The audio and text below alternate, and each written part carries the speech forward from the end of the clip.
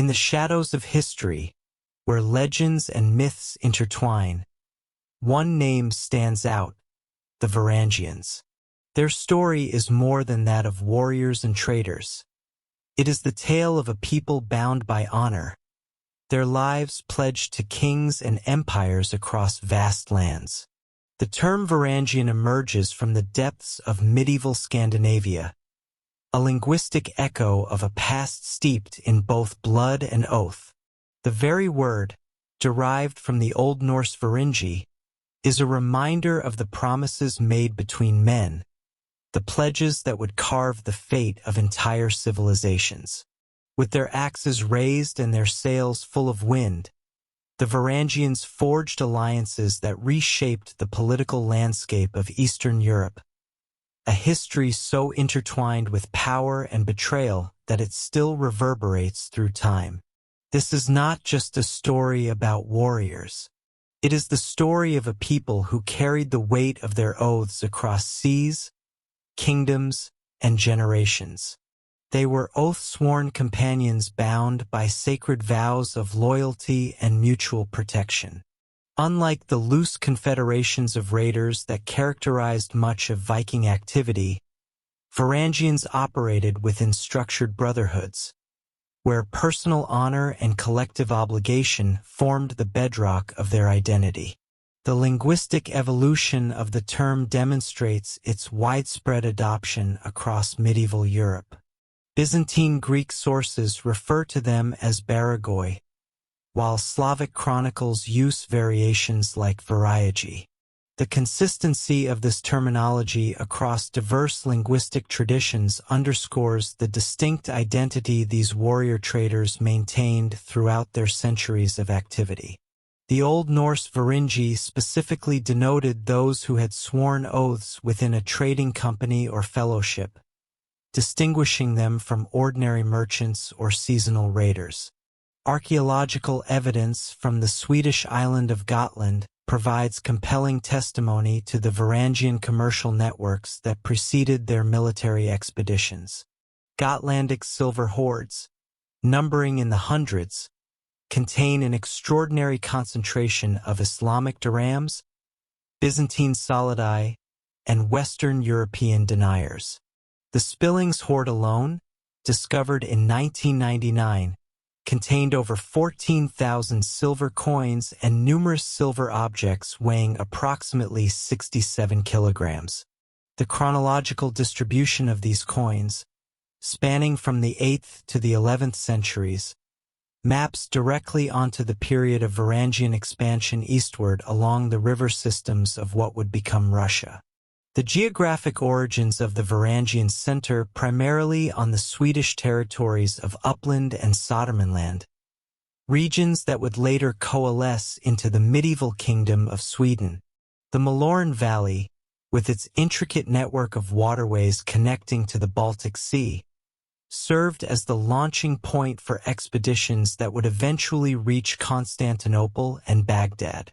Archaeological investigations at Birka, the premier trading center of 9th and 10th century Sweden, reveal a cosmopolitan settlement with artifacts spanning from Greenland walrus ivory to Chinese silk, demonstrating the extensive reach of Swedish merchant networks. Birka's excavations have yielded particularly significant evidence of Eastern connections predating the traditional dates of Varangian expansion. Silk fragments bearing patterns consistent with Central Asian production techniques, glass beads matching those found in Volga-Bulgar territories, and silver arm rings of distinctly Slavic manufacture all point to established trade relationships extending deep into Eastern Europe by the early 9th century. The famous Birka warrior grave BJ 581, long assumed to contain a male warrior, was revealed through DNA analysis in 2017 to hold the remains of a woman, challenging traditional assumptions about Varangian military culture while confirming the sophisticated nature of their society. The socio-political conditions in 9th century Scandinavia created the perfect storm for eastward expansion. population pressure in the fertile but limited agricultural lands of central Sweden coincided with the consolidation of royal power under emerging dynasties. The traditional egalitarian structure of Scandinavian society faced increasing strain as successful war leaders accumulated wealth and followers, creating a class of professional warriors who required constant opportunities for profit and glory to maintain their retinues. The fragmentation of the Carolingian Empire after Charlemagne's death in 814 disrupted established Western trade routes, forcing Scandinavian merchants to seek alternative pathways to the wealth of the Byzantine Empire and the Islamic world.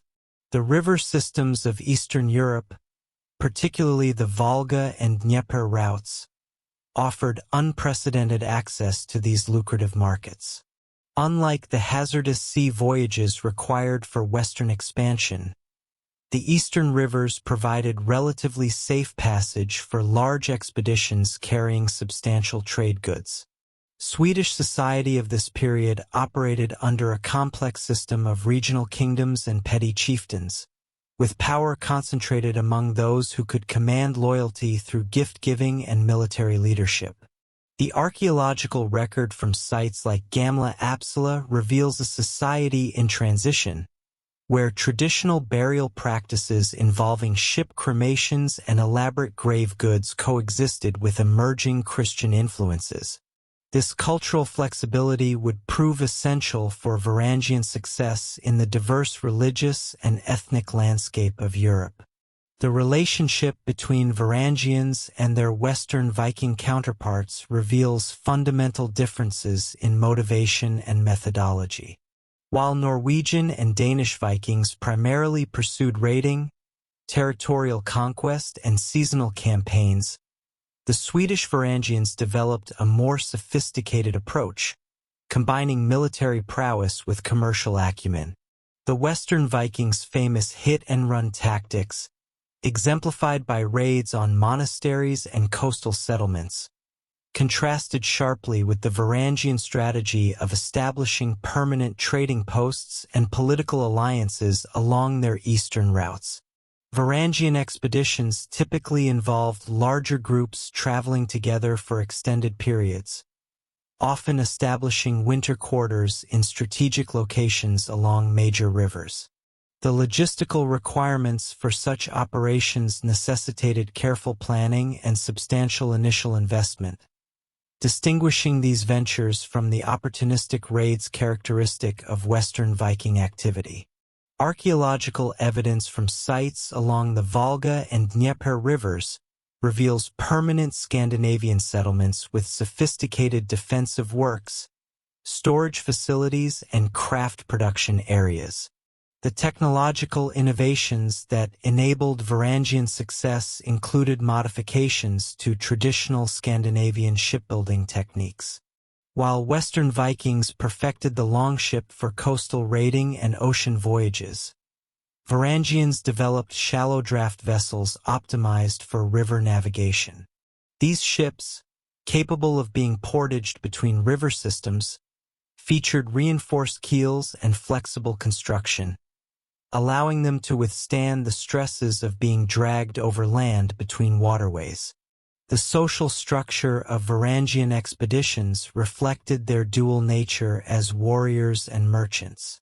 Leadership typically rested with individuals who combined martial skill with commercial expertise, men capable of negotiating complex trade agreements while commanding respect from their armed followers. The famous Varangian leader Rurik, whose activities in the mid-9th century established the foundation for the Rurikid dynasty, exemplified this combination of military leadership and political acumen. Archaeological evidence from Sterealadoga, often considered the first major Varangian settlement in Eastern Europe, demonstrates the sophisticated nature of these early establishments. Founded around 753, the settlement shows clear Scandinavian architectural influences alongside Slavic and Finnic elements, suggesting a multicultural community organized around trade and craft production.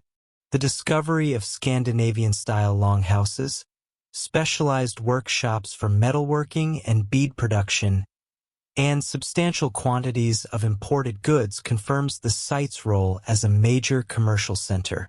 The material culture of the Varangians, as revealed through archaeological investigation, demonstrates their adaptability and cultural synthesis.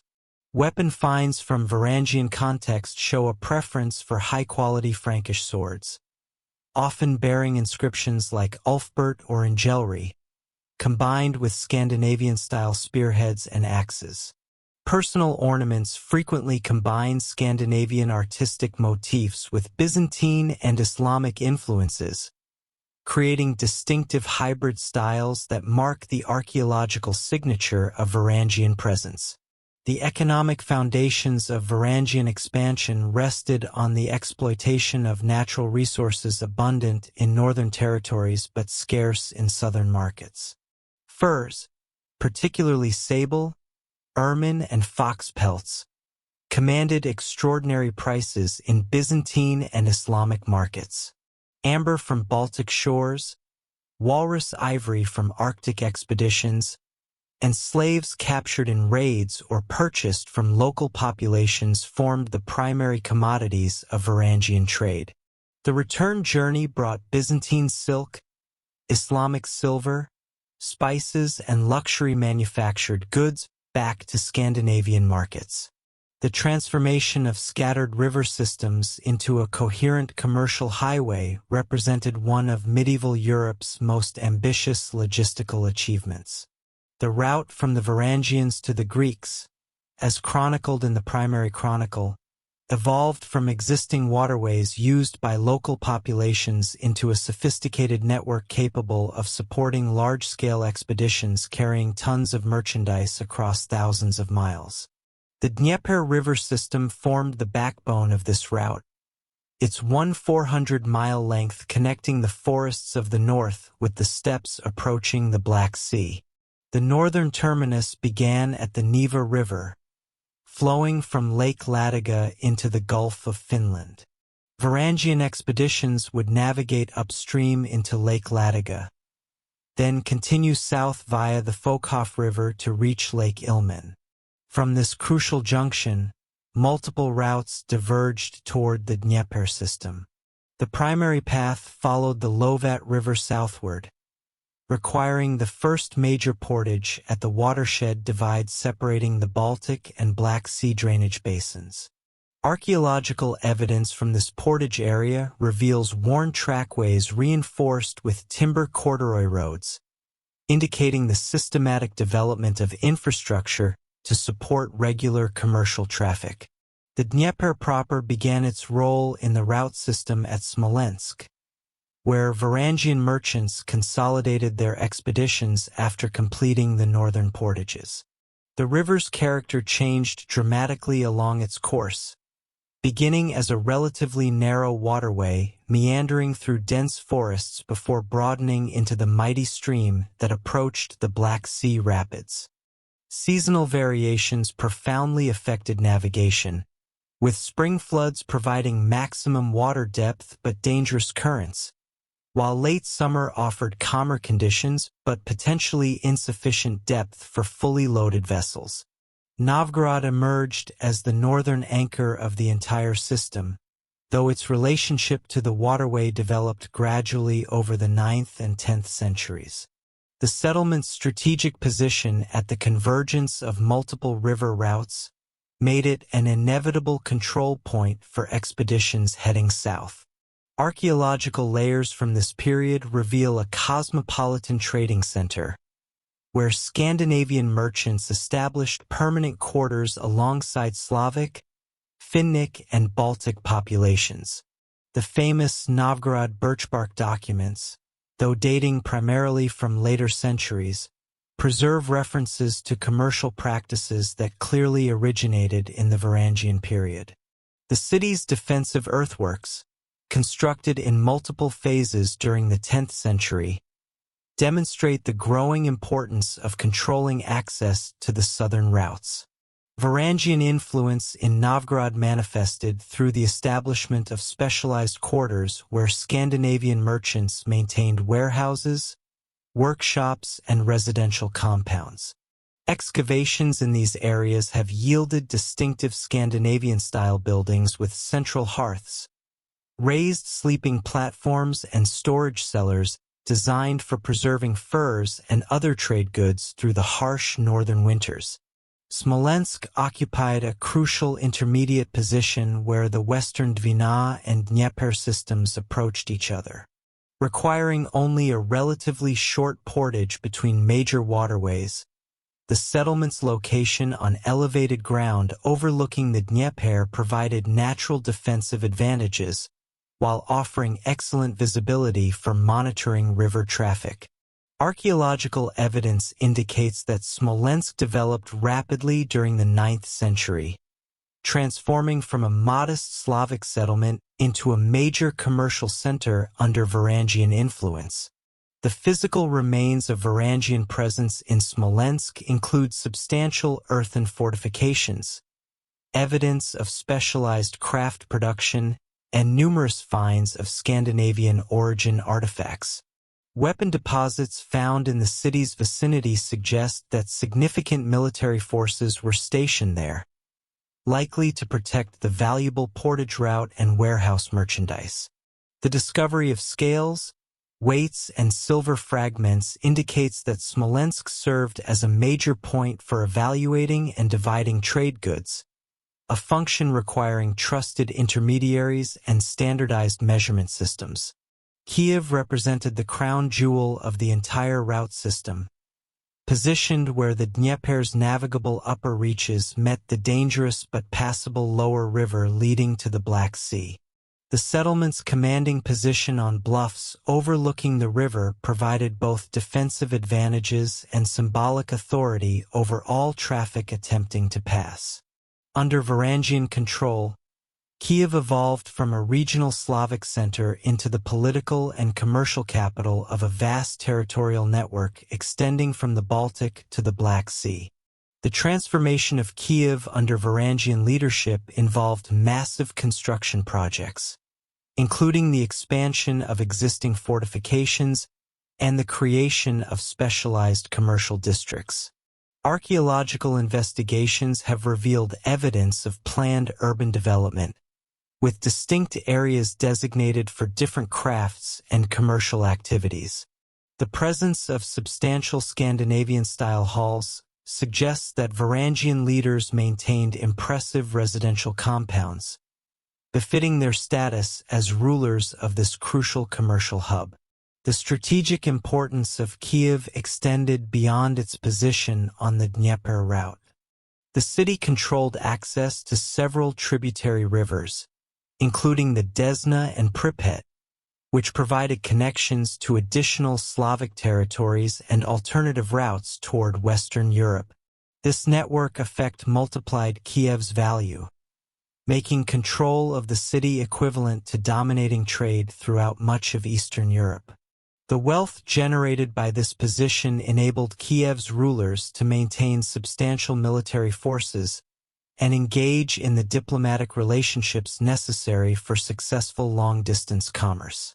The establishment of tribute systems represented a crucial innovation in Varangian commercial strategy, transforming potentially hostile Slavic populations into reliable suppliers of trade goods and military support. Rather than simply raiding for slaves and portable wealth, Varangian leaders developed sophisticated arrangements that guaranteed regular deliveries of furs, honey, wax, and other valuable commodities. These systems required careful negotiation and the maintenance of personal relationships with local chieftains and tribal leaders. Archaeological evidence for these tribute relationships appears in the form of standardized weights and measures found throughout the route system, suggesting centralized control over commercial transactions. The discovery of sealed storage facilities at major settlements indicates that tribute goods were collected, processed, and warehoused before being incorporated into larger trading expeditions. The scale of these operations required substantial administrative capabilities, including record-keeping systems and trusted agents capable of managing complex multi-party agreements.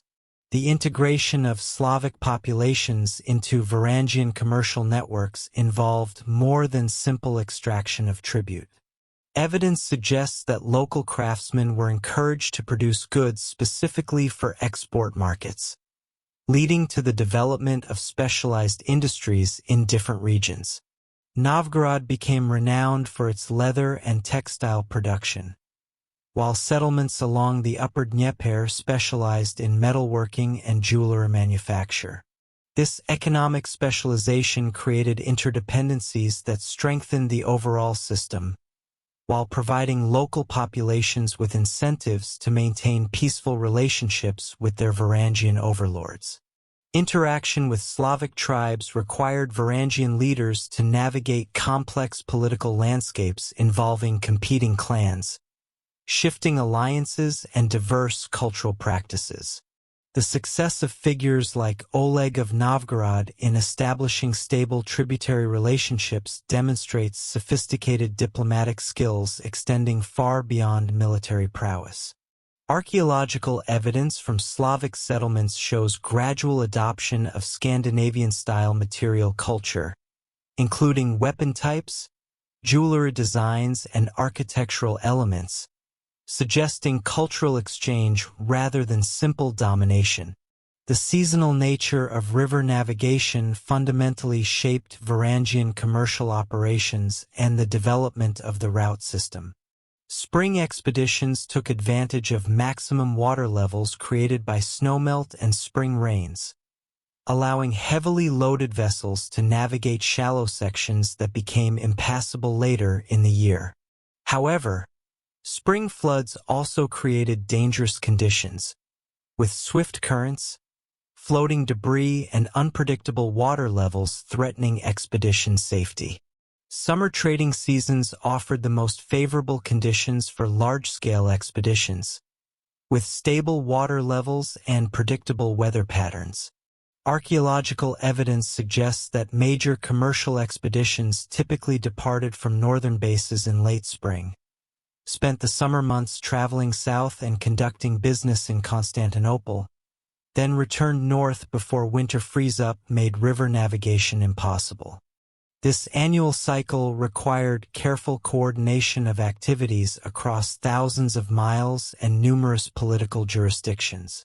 Winter months were utilized for preparation, maintenance, and local trade activities. Varangian merchants established permanent winter quarters at strategic locations along the route, where they could repair equipment, negotiate with local suppliers, and prepare for the following year's expeditions. These winter settlements often evolved into permanent trading posts, creating the infrastructure necessary for the route's long-term success. The development of specialized river vessels represented a crucial technological achievement, enabling Varangian success on the eastern routes. Traditional Scandinavian shipbuilding techniques were modified to create vessels optimized for river navigation, rather than open-sea voyaging.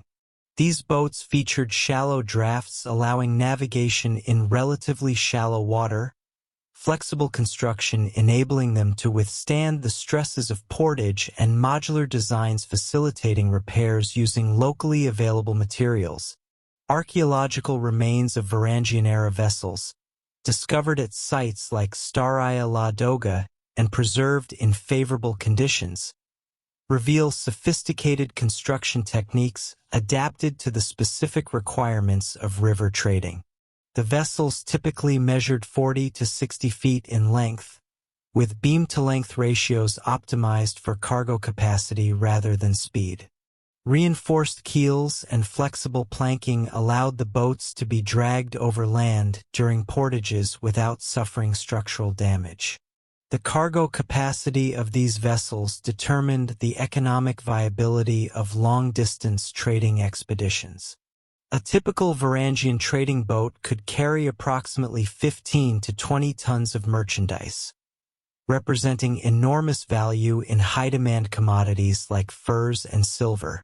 The ability to transport such quantities economically across the entire route system made possible the accumulation of wealth that funded further expansion and the establishment of permanent political control over key territories. Portage techniques developed by Varangian traders became increasingly sophisticated as the route system matured. The most challenging portages, such as the transfer between the Lovat and Dnieper watersheds, required the construction of permanent infrastructure, including reinforced trackways, storage facilities, and defensive positions. Archaeological evidence reveals the use of log rollers, rope and pulley systems, and specialized carts designed to transport both vessels and cargo across these difficult terrain features.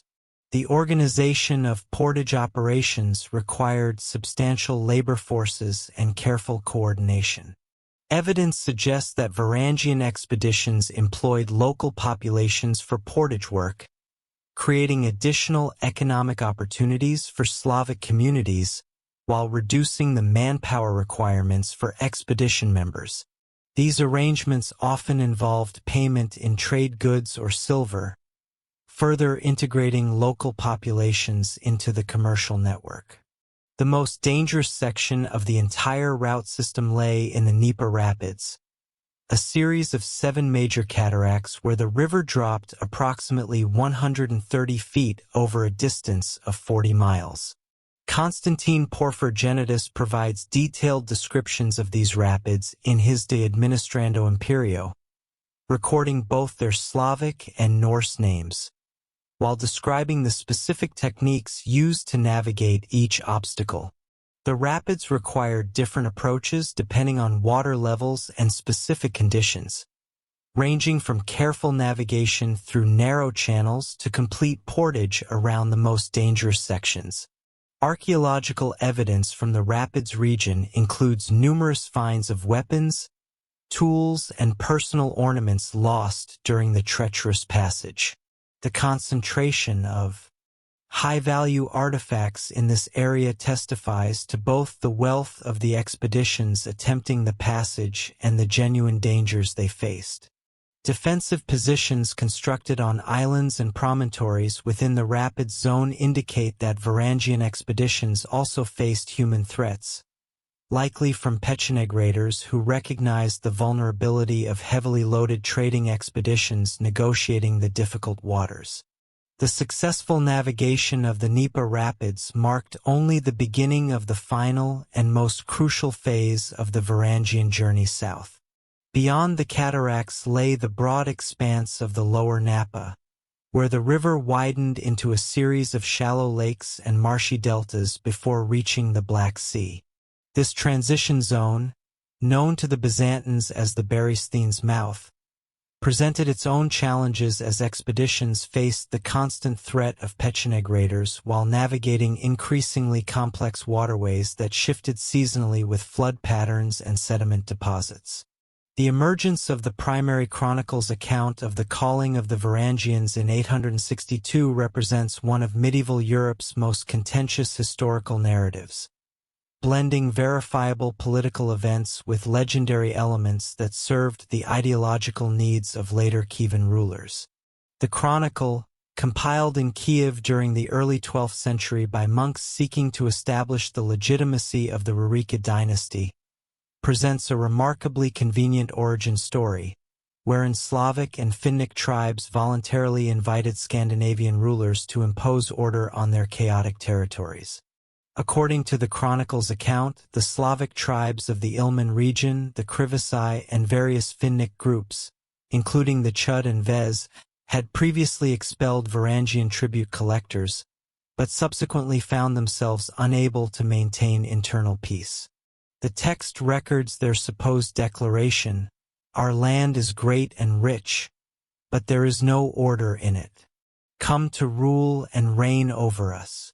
This narrative framework, while politically useful for legitimizing foreign rule, bears suspicious resemblance to similar foundation myths found throughout medieval European chronicles.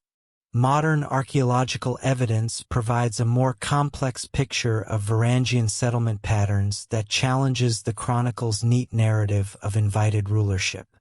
Excavations at Staraya la Doga reveal continuous Scandinavian presence from approximately 750 more than a century before the supposed calling. The material culture from these early levels shows not the artifacts of invited administrators, but the equipment of warrior merchants, weapons, caches, silver hoards, and the specialized tools of long-distance traders. The gradual evolution of the settlement's defensive work suggests organic growth, rather than the sudden establishment of an administrative center. The chronicle's dating of Rurik's arrival to 862 coincides suspiciously with other significant events in Varangian expansion, including the first recorded Rus attack on Constantinople in 860. This chronological clustering suggests that later chroniclers may have artificially synchronized events to create a more coherent narrative. Contemporary Byzantine sources, particularly the Vita Basilii and the Chronicles of Theophanes Continuatus, make no mention of any calling, but instead describe the Rus as aggressive raiders who appeared suddenly in the Black Sea region during the mid-9th century. The figure of Rurik himself presents historians with a fascinating puzzle of identity and historical verification. The primary chronicle describes him as one of three brothers who divided the northern territories among themselves, with Rurik taking Novgorod, Cineas controlling Belusaro, and Truva ruling Izborsk. However, the names Cineas and Truva bear striking resemblance to Norse terms Sinahis and Thruvering, suggesting these may represent misunderstood references to Rurik's household and retinue rather than actual siblings. Archaeological investigation of Rurik's supposed capital at Novgorod reveals significant chronological problems with the traditional narrative. The earliest levels of the Novgorod settlement date to the mid-10th century, nearly a century after Rurik's supposed establishment there.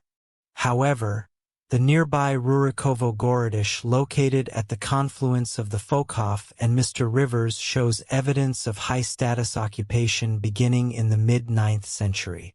This fortified settlement, featuring Scandinavian-style longhouses and substantial defensive earthworks, likely represents the actual seat of early Varangian power in the region.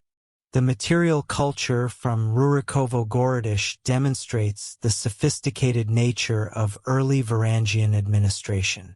Finds include Byzantine-style seals, standardized weights conforming to Islamic measurement systems, and high-quality weapons bearing Frankish and Scandinavian characteristics.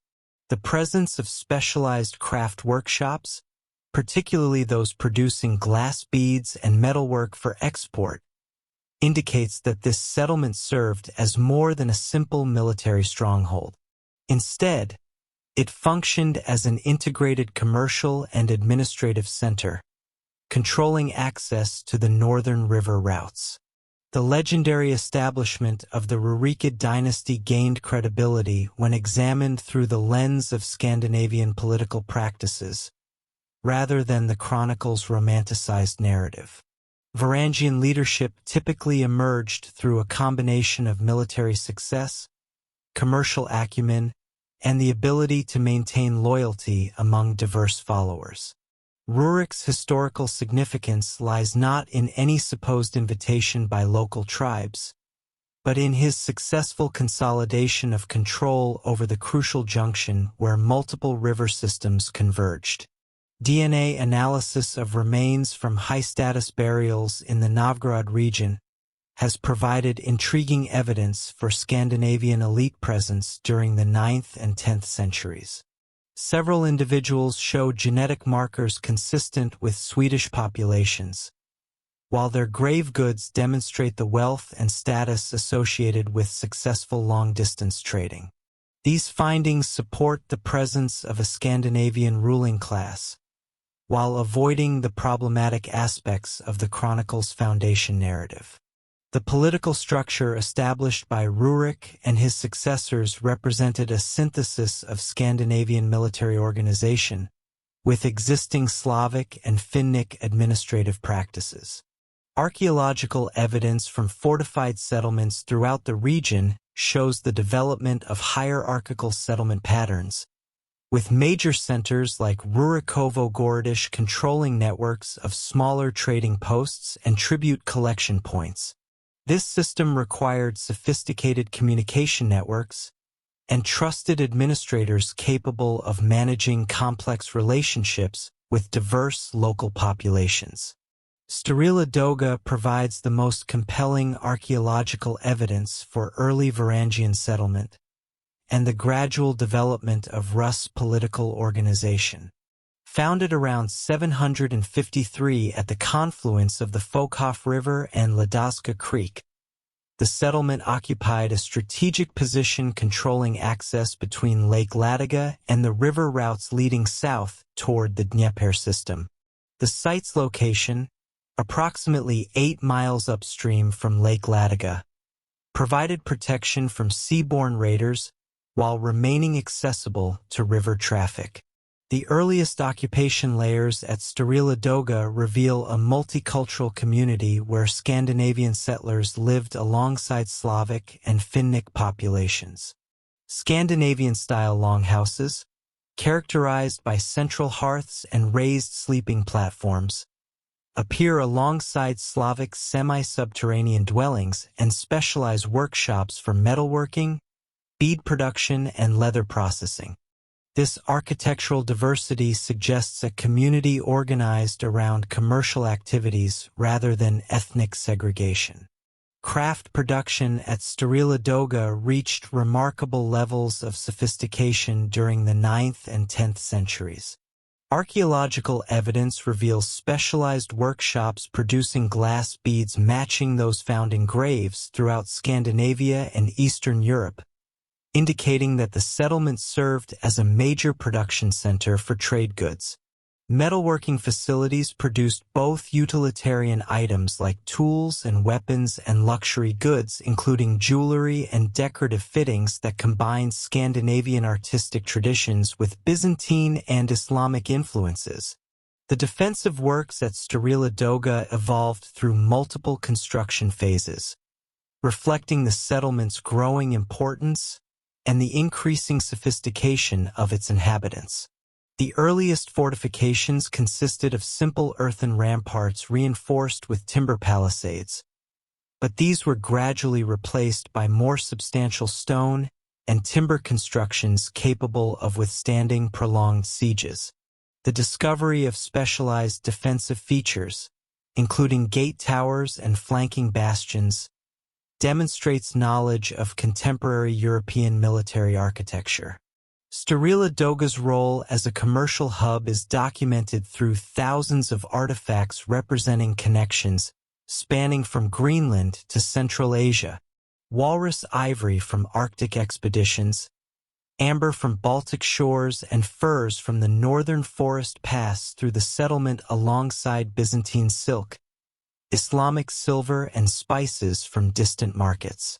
The standardized weights and measures found throughout the site indicate sophisticated commercial practices and the existence of trusted systems for evaluating and exchanging diverse commodities. The settlement's international character is further demonstrated by the presence of foreign craftsmen and merchants who established permanent residences there. Excavations have revealed workshops operated by specialists in techniques originating from different cultural traditions, including Slavic pottery production, Scandinavian metalworking, and bead-making traditions that may derive from Byzantine or Islamic sources. This concentration of diverse skills created a dynamic environment for technological innovation and cultural exchange. Novgorod's emergence as the political center of the northern Rus territories occurred gradually during the 10th century. As the settlement's advantageous position at the convergence of multiple river systems made it an inevitable focus for commercial and administrative activities. Unlike Stary Ladoga, which developed organically as a trading post, Novgorod appears to have been deliberately established as a political center designed to control access to the southern river routes. The archaeological record from Novgorod reveals careful urban planning that reflects Varangian administrative capabilities. The settlement was divided into distinct districts, each apparently assigned specific functions within the broader commercial and political system. The Slavno district housed commercial activities and foreign merchants, while the Nerev district contained the residences of local administrators and craftsmen. This functional organization required sophisticated coordination and suggests the presence of experienced urban planners familiar with similar arrangements in other commercial centers. Novgorod's famous Vesh, or popular assembly, may have originated during the Varangian period as a mechanism for managing relationships between Scandinavian rulers and local populations. Archaeological evidence from the supposed Vesh site includes substantial timber platforms and amphitheater-like earthworks that could accommodate large gatherings.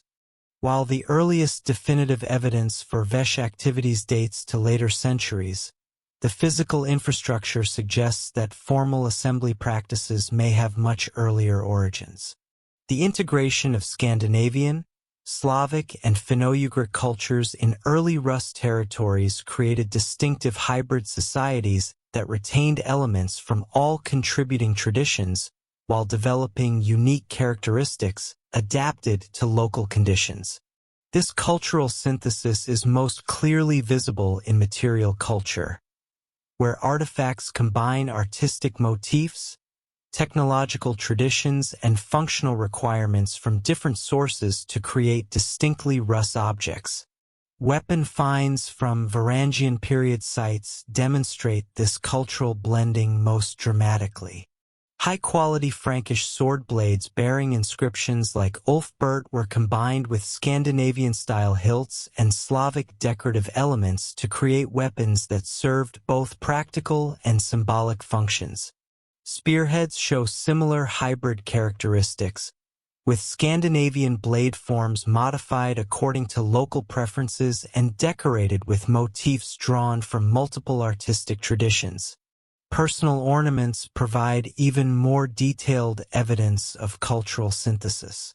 Brooches found in women's graves combine Scandinavian functional designs with decorative elements derived from Byzantine, Islamic, and local traditions.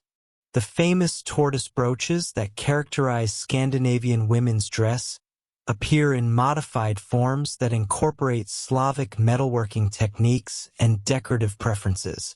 These adaptations suggest not simple cultural dominance but active negotiation between different aesthetic and functional traditions. Pottery production in Varangian territories demonstrates similar patterns of cultural integration. Scandinavian ceramic traditions, characterized by specific vessel forms and surface treatments, were modified through contact with Slavic pottery-making techniques that emphasize different functional requirements and aesthetic preferences.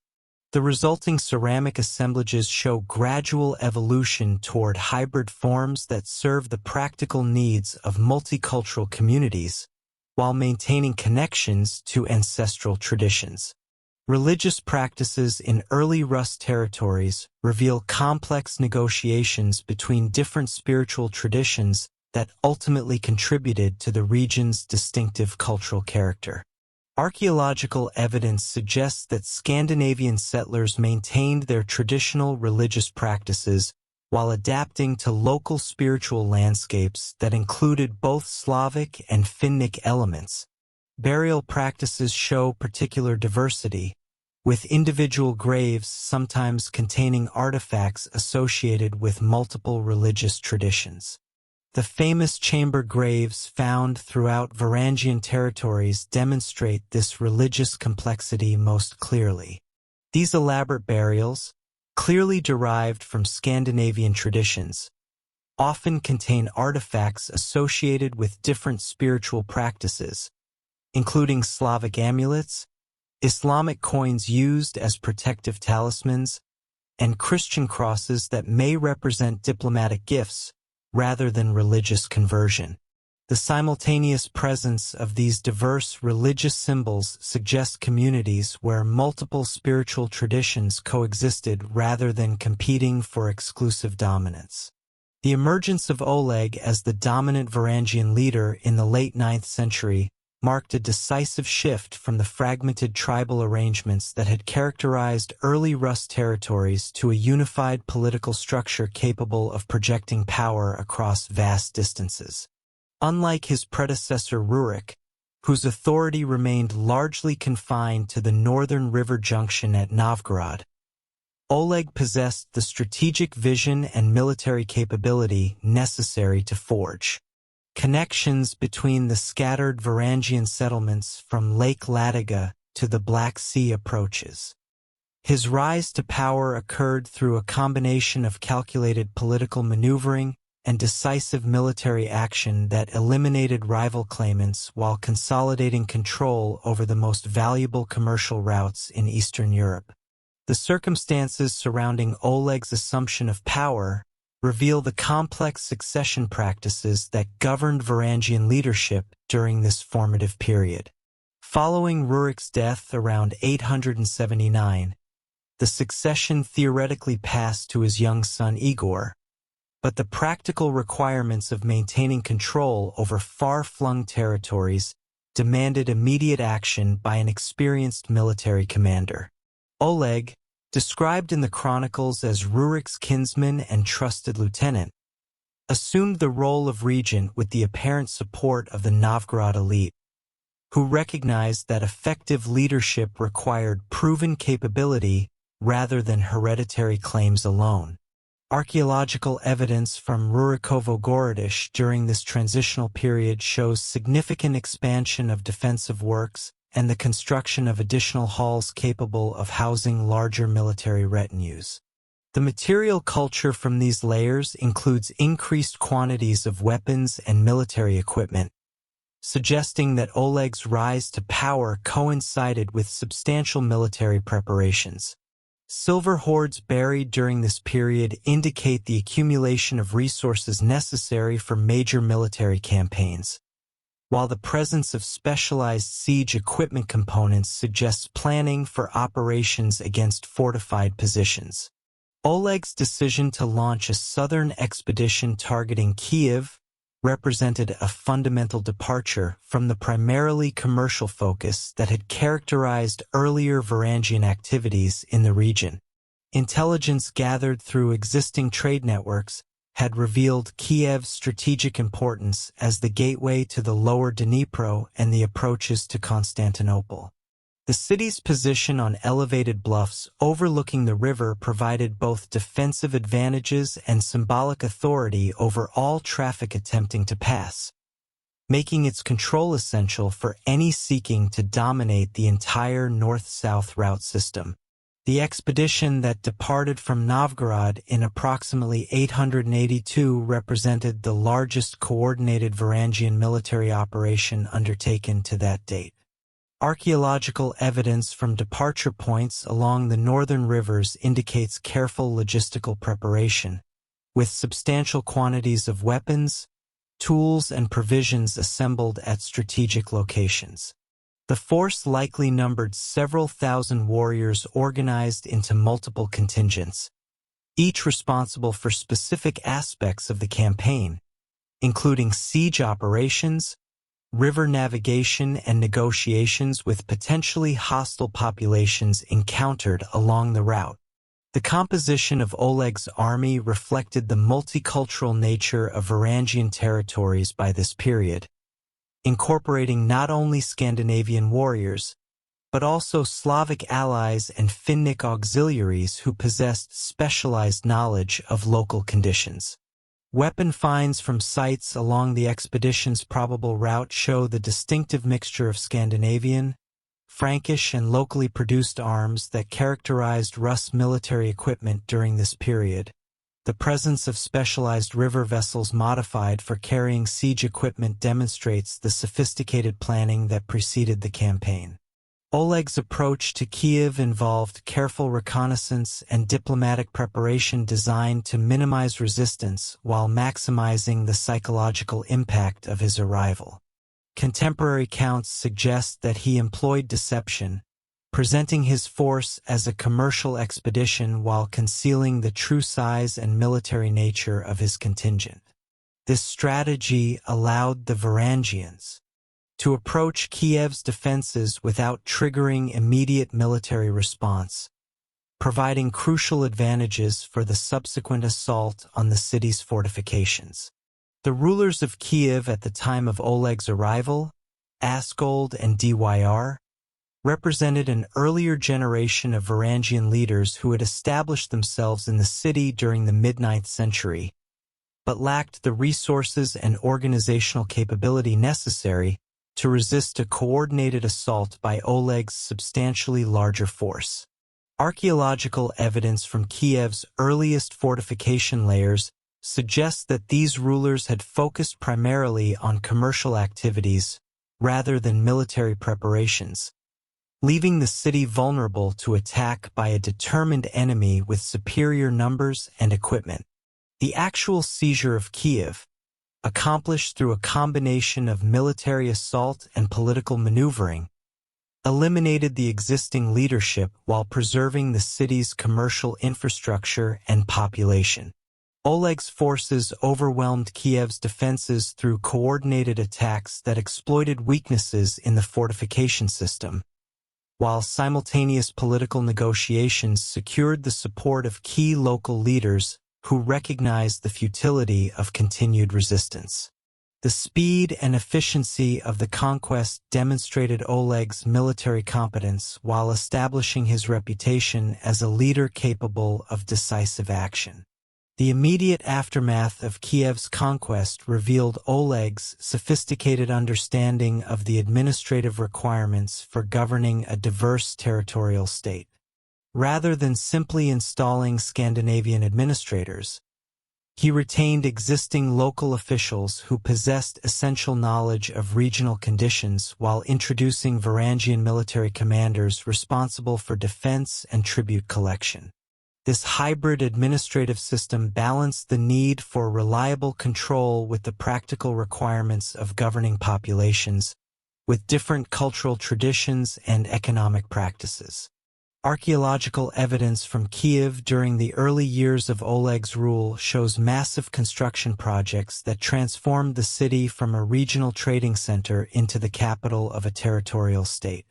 New fortification systems incorporated advanced defensive techniques derived from contemporary European military architecture, while expanded residential areas accommodated the increased population of administrators, craftsmen, and military personnel required for governing the enlarged Rus territories.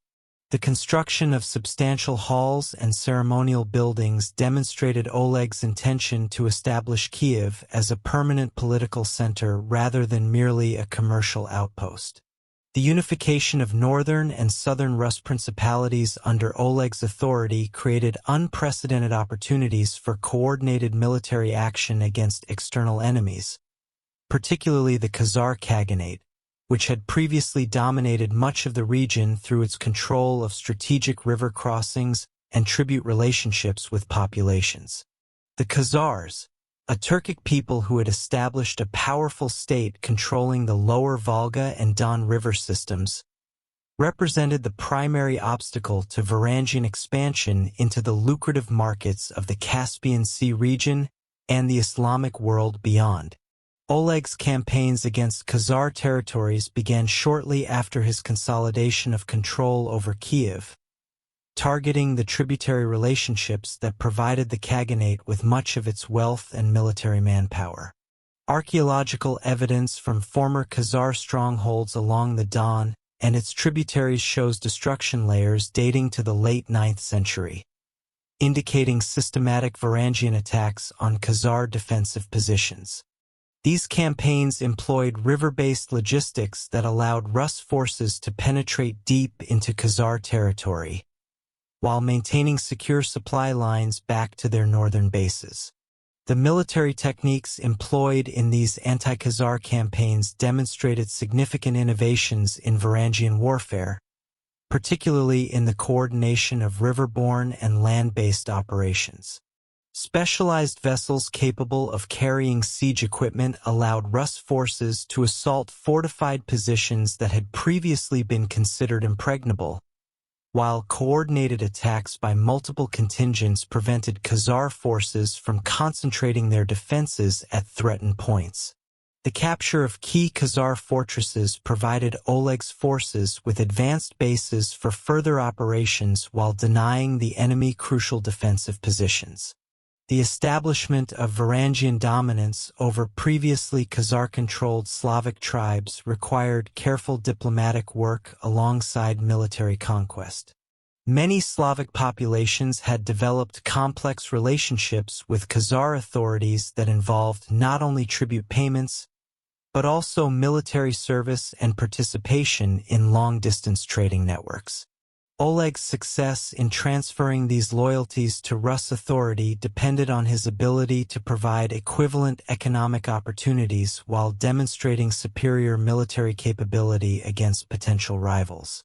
Archaeological evidence from Slavic settlements that transferred from Khazar to Rus control shows gradual changes in material culture that reflect new political relationships and trading connections.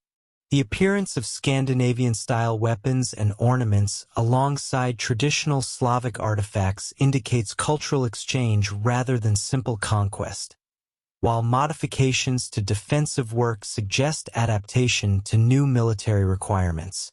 The continued prosperity of these settlements demonstrates that the transition to Rus control provided economic benefits that compensated for the disruption of established relationships.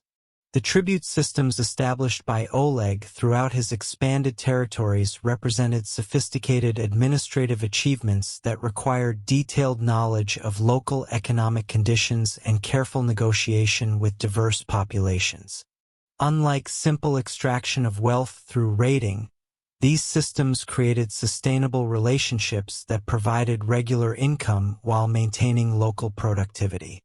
Archaeological evidence for standardized weights and measures throughout Rus territories indicates centralized control over commercial transactions, while the presence of Rus administrative centers at strategic locations demonstrates the infrastructure necessary for effective tribute collection. The integration of diverse Slavic tribes into Oleg's tribute system involved recognition of existing social structures and traditional leadership patterns, while introducing Varangian oversight designed to ensure reliable compliance with new obligations. Local chiefs retained authority over internal affairs but accepted Rus supervision of external relations and military obligations. This arrangement preserved social stability while providing Oleg with the manpower and resources necessary for major military campaigns, including the famous expedition against Constantinople that would establish his reputation throughout the medieval world. The 907 expedition against Constantinople represented the culmination of Oleg's strategic vision, demonstrating the military potential of the unified Rus state while securing favorable commercial agreements with the Byzantine Empire. The scale of this operation, involving according to chronicle accounts over 2,000 vessels and 80,000 warriors, required unprecedented coordination of resources from throughout Oleg's territories. While these numbers may reflect chronicle exaggeration, archaeological evidence from departure points along the Dnieper system confirmed substantial military preparations during this period. The logistical challenges of mounting such an expedition demanded sophisticated planning and coordination that drew upon decades of experience in river-based operations. Specialized vessels designed for carrying siege equipment had to be constructed at multiple locations along the route, while provisions for the enormous force required careful calculation of available resources and coordination with local suppliers. The successful completion of these preparations demonstrated the administrative sophistication that Oleg had developed during his years of territorial expansion. The approach to Constantinople involved navigating the treacherous Dnieper rapids with a massive fleet while maintaining formation discipline and combat readiness against potential Byzantine naval intervention. Archaeological finds from the rapids region include weapons and equipment that may derive from this expedition, while Byzantine sources describe the sudden appearance of an enormous Rus fleet that caught imperial authorities completely unprepared for such a massive assault.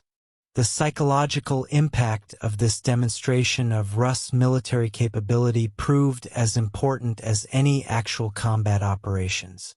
The siege of Constantinople, while ultimately unsuccessful in capturing the city, achieved Oleg's primary objectives of demonstrating Rus military power and securing favorable terms for future commercial relationships.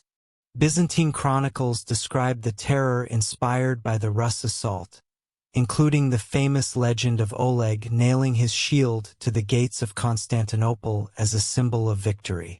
Whether or not this specific incident occurred, the expedition clearly established Oleg's reputation as a military leader capable of threatening the most powerful empire in the medieval world.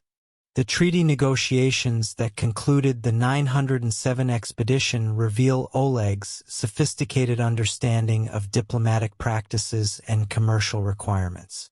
The agreement secured favorable terms for Rus merchants in Constantinople, including reduced customs duties, guaranteed accommodation, and legal protections that facilitated long-distance trade. Archaeological evidence from subsequent years shows increased quantities of Byzantine goods in Rus territories, confirming that the expedition achieved its commercial objectives despite failing to capture the imperial capital. The administrative innovations implemented by Oleg during his reign established the foundation for the medieval Rus state that would dominate Eastern Europe for centuries. The development of standardized legal codes, military organization, and tribute systems created institutional frameworks that survived changes in leadership, while providing stability for the diverse populations under Rus control. Archaeological evidence from administrative centers throughout Oleg's territories shows the construction of specialized buildings designed for record-keeping, treasury functions, and judicial proceedings that demonstrate the sophistication of these early governmental institutions.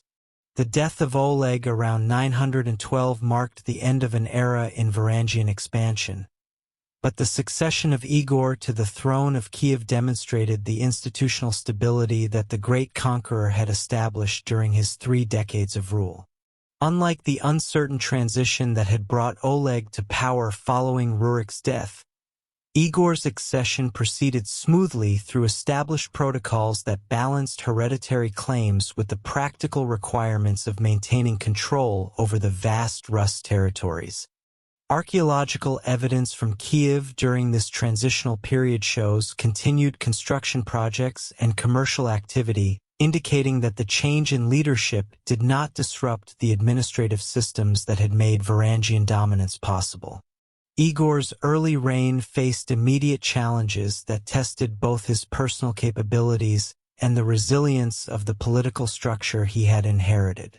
The Pecheneg, a Turkic nomadic confederation that had established dominance over the southern steppes, launched coordinated attacks against Rus territories that threatened to sever the crucial connections between Kiev and the Black Sea approaches.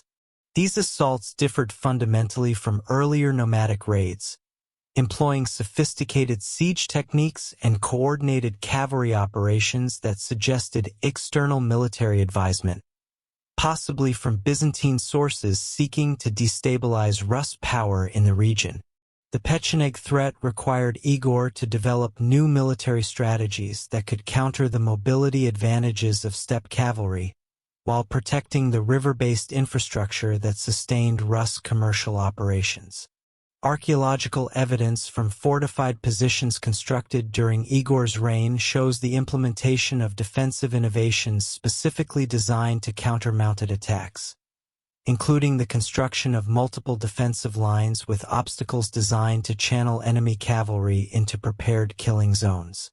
These fortifications incorporated lessons learned from earlier conflicts while adapting to the specific tactical requirements imposed by Pecheneg warfare.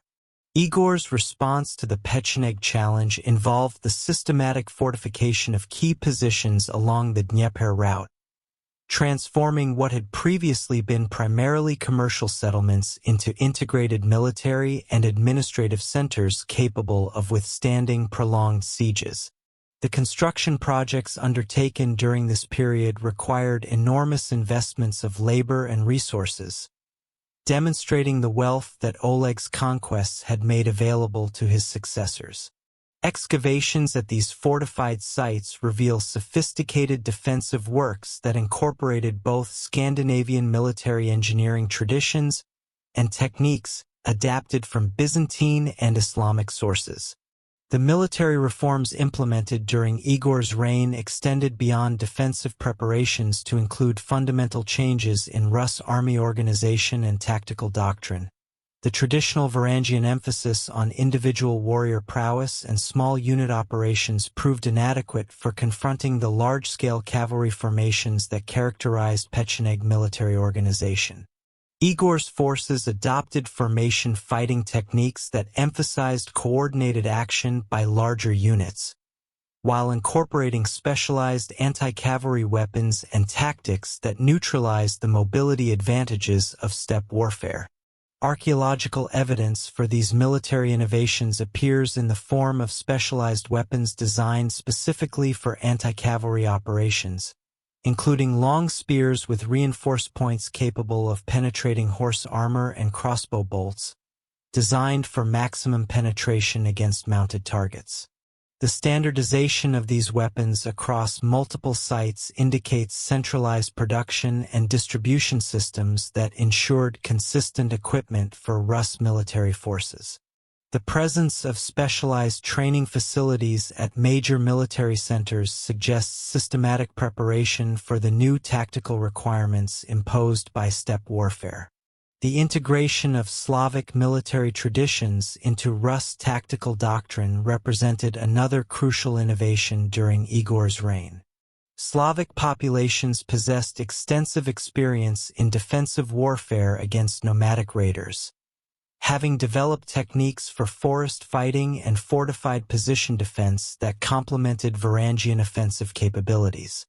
The archaeological record shows the adoption of Slavic-style fortification techniques at Varangian strongholds, while weapon finds indicate the integration of Slavic archery traditions with Scandinavian close combat techniques. Igor's first major military expedition targeted the Drevlians, a Slavic tribe that had ceased tribute payments following Oleg's death, apparently calculating that the new ruler lacked the military capability necessary to enforce existing obligations.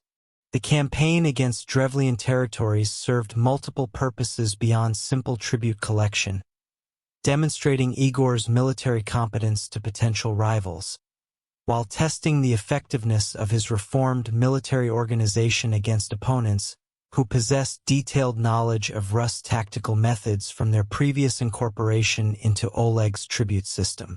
The Drevlian campaign revealed both the strengths and limitations of Igor's military reforms. His forces successfully penetrated deep into Drevlian territory and captured several key strongholds, demonstrating improved coordination and tactical flexibility compared to earlier Varangian operations. However, the campaign also exposed logistical weaknesses in the reformed military system, particularly in maintaining supply lines through hostile territory and coordinating operations across multiple widely separated objectives. These lessons proved crucial for the planning of subsequent operations against more formidable opponents. The subjugation of the Drevlians required not only military conquest, but also the reconstruction of administrative relationships that had been disrupted by their rebellion. Archaeological evidence from Drevlian settlements shows the establishment of Rus administrative centers, designed to ensure reliable tribute collection while preventing future rebellions. These installations combined military strongholds with commercial facilities that integrated Drevlian populations into broader Rus trading networks, providing economic incentives for continued loyalty alongside the threat of military retaliation for non-compliance. Igor's most ambitious military undertaking, the 941 expedition against Constantinople, represented an attempt to replicate Oleg's spectacular success while establishing his own reputation as a military leader capable of threatening the Byzantine Empire. The scale of preparations for this campaign rivaled those undertaken for Oleg's earlier expedition, with archaeological evidence indicating the construction of specialized siege vessels and the accumulation of enormous quantities of military supplies at staging areas along the Dnieper route. Chronicle accounts suggest that Igor's fleet numbered over 1,000 vessels, though this figure likely represents exaggeration typical of medieval military narratives. The strategic planning for the 941 expedition incorporated lessons learned from Oleg's earlier campaign, while attempting to address the defensive improvements that the Byzantines had implemented in response to the previous Rus threat. Intelligence gathered through commercial networks indicated that Constantinople had strengthened its naval defenses and developed new tactical doctrines specifically designed to counter large-scale river-borne assaults. Igor's planners attempted to compensate for these advantages through surprise and overwhelming force concentration, but the execution of these plans would prove catastrophically flawed. The departure of Igor's expedition from Kiev marked the beginning of one of the most disastrous military campaigns in early Rus history. The massive fleet that descended the Dnieper represented an enormous investment of resources and manpower drawn from throughout Igor's territories, but the logistical challenges of coordinating such a large force over the extended distance to Constantinople created vulnerabilities that Byzantine intelligence services were quick to exploit. The seasonal timing of the expedition, launched during the summer sailing season, when Byzantine naval forces were at maximum readiness, further compromised the element of surprise that had contributed to Oleg's earlier success. The approach to Constantinople through the Bosphorus exposed Igor's fleet to the full weight of Byzantine naval power, including the deployment of Greek fire weapons that proved devastatingly effective against the wooden vessels of the Rus expedition. Contemporary Byzantine accounts describe the terror and confusion that spread through Igor's fleet as vessels erupted in flames that could not be extinguished by conventional means. The psychological impact of these weapons, previously unknown to Rus forces, contributed to the collapse of formation discipline and the disintegration of coordinated tactical operations. The destruction of Igor's fleet represented more than a simple military defeat. It constituted a catastrophic loss of resources and manpower that threatened the stability of the entire Rus state. Archaeological evidence from the period immediately following the expedition shows the burial of silver hoards and the abandonment of construction projects, indicating economic disruption caused by the enormous losses suffered in the failed campaign. The demographic impact of the disaster appears in cemetery evidence showing increased mortality rates among military-age males, suggesting casualties that extended far beyond the immediate participants in the expedition. The political consequences of the 941 disaster required Igor to rebuild his military reputation while managing internal challenges from populations that questioned his leadership capabilities. Several Slavic tribes ceased tribute payments following news of the Byzantine defeat, calculating that Igor's weakened position made successful resistance possible. The Pecheneg intensified their raids against Rus territories, apparently recognizing the opportunity presented by the reduced military capacity resulting from the Constantinople expedition's failure. Igor's response to these challenges demonstrated remarkable resilience and strategic adaptation. Rather than attempting to immediately mount another major expedition, he focused on rebuilding his military forces while implementing defensive strategies that maximized the effectiveness of his reduced resources. The construction of new fortifications along vulnerable frontiers provided protection for recovering populations while creating bases for future offensive operations. The recruitment of mercenary forces, including Pecheneг contingents attracted by promises of plunder, compensated for the manpower losses suffered in the Byzantine campaign. The rebuilding process extended beyond simple military reconstruction to encompass fundamental reforms in Rus' administrative and economic systems. Igor implemented new tribute collection methods that reduced the burden on individual populations while increasing overall revenues through improved efficiency and expanded territorial coverage. Archaeological evidence shows the establishment of new commercial centers designed to facilitate trade relationships that provided alternatives to the Byzantine markets that had been disrupted by the failed expedition. The second expedition against Constantinople in 944 reflected the lessons learned from the earlier disaster, while demonstrating Igor's determination to restore Rus' prestige through successful military action. The planning for this campaign emphasized coordination with potential Byzantine enemies, including negotiations with Bulgarian and Hungarian leaders who possessed their own grievances against imperial authority. The reduced scale of the expedition, while still substantial, reflected more realistic assessments of available resources and tactical requirements for success against improved Byzantine defenses. The 944 campaign achieved its primary objectives through diplomatic negotiation rather than military conquest, securing a favorable commercial treaty that restored Rus' trading privileges while avoiding the catastrophic losses that had characterized the earlier expedition. The treaty terms, preserved in both Rus and Byzantine sources, reveal Igor's sophisticated understanding of diplomatic practices and his recognition that commercial success often provided more lasting benefits than military victories. The agreement established protocols for future Rus-Byzantine relations that would govern interactions between the two powers for decades. The domestic reforms implemented during Igor's later reign addressed the administrative weaknesses that had contributed to the military disasters of his early years. The establishment of standardized tribute collection procedures reduced the opportunities for local resistance while ensuring more predictable revenues for state operations. Archaeological evidence shows the construction of specialized administrative buildings at major centers throughout Rus territories, indicating the development of bureaucratic institutions capable of managing the complex requirements of governing diverse populations across vast distances.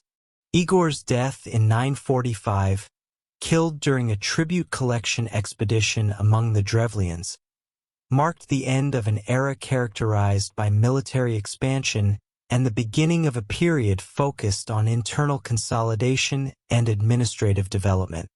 The circumstances of his death, attributed to excessive greed in demanding additional tribute payments, reflected the ongoing tensions between Varangian rulers and their Slavic subjects that would continue to shape Rus' political development for generations. The succession of his widow Olga to the regency demonstrated the institutional maturity that the Rus state had achieved despite the military setbacks of Igor's reign. Olga's assumption of power as regent for her young son Sviatoslav represented an unprecedented development in Varangian political traditions which had previously recognized only male leadership in military and administrative roles. Her successful consolidation of authority required not only personal political skill, but also the support of institutional structures that had evolved sufficiently to accept female leadership under exceptional circumstances. Archaeological evidence from Kiev during the early years of Olga's regency shows continued major construction projects and commercial activity, indicating that the transition to female leadership did not disrupt the fundamental operations of the Rus state. The administrative innovations implemented during Olga's regency addressed many of the systemic problems that had plagued Igor's reign, particularly in the areas of tribute collection and provincial administration. Her establishment of standardized tribute rates and collection procedures eliminated much of the arbitrary extraction that had provoked local rebellions, while the creation of permanent administrative centers provided reliable mechanisms for governing distant territories. Archaeological evidence shows the construction of fortified administrative compounds at strategic locations throughout Rus territories, indicating systematic efforts to improve governmental efficiency and control. Olga's famous revenge against the Drevlians for Igor's murder demonstrated both her personal determination and her sophisticated understanding of psychological warfare techniques. The elaborate deceptions employed in eliminating Drevlian leadership, including the legendary burning of their capital through fire-carrying birds, revealed strategic thinking that combined practical military objectives with symbolic demonstrations of Rus power. Whether or not the specific details recorded in later chronicles accurately reflect historical events, the systematic destruction of Drevlian resistance established Olga's reputation as a ruler capable of decisive action against enemies of the state. The conversion of Olga to Christianity around 957 represented a pivotal moment in Rus cultural development, introducing religious and political concepts that would fundamentally alter the character of Varangian civilization in Eastern Europe. Her journey to Constantinople for baptism, recorded in both Rus and Byzantine sources, demonstrated the diplomatic sophistication that characterized her reign while establishing precedents for future religious and political relationships with the Byzantine Empire. The material culture from this period shows the first significant appearance of Christian symbols and artifacts in Rus archaeological contexts, indicating the beginning of religious transformation that would accelerate under her successors. The administrative reforms implemented during Olga's regency created institutional frameworks that would survive subsequent changes in leadership while providing stability for the diverse populations under Rus control. The establishment of regular tribute collection circuits eliminated much of the arbitrary extraction that had characterized earlier periods, while the creation of permanent administrative positions provided career opportunities for talented individuals regardless of their ethnic origins. Archaeological evidence from administrative centers shows the development of specialized buildings designed for record-keeping and judicial functions, indicating the sophistication of governmental institutions that emerged during this period. The succession crisis that followed Sviatoslav's death in 972 plunged the Rus territories into a period of fratricidal warfare that threatened to undo the political unity achieved through decades of Varangian expansion and consolidation.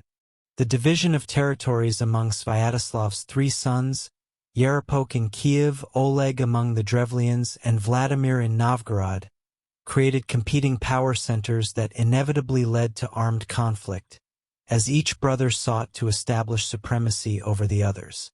Archaeological evidence from this period shows the construction of rival fortification systems and the accumulation of weapon caches at strategic locations, indicating systematic preparation for the civil war that would determine the future structure of the Rus state.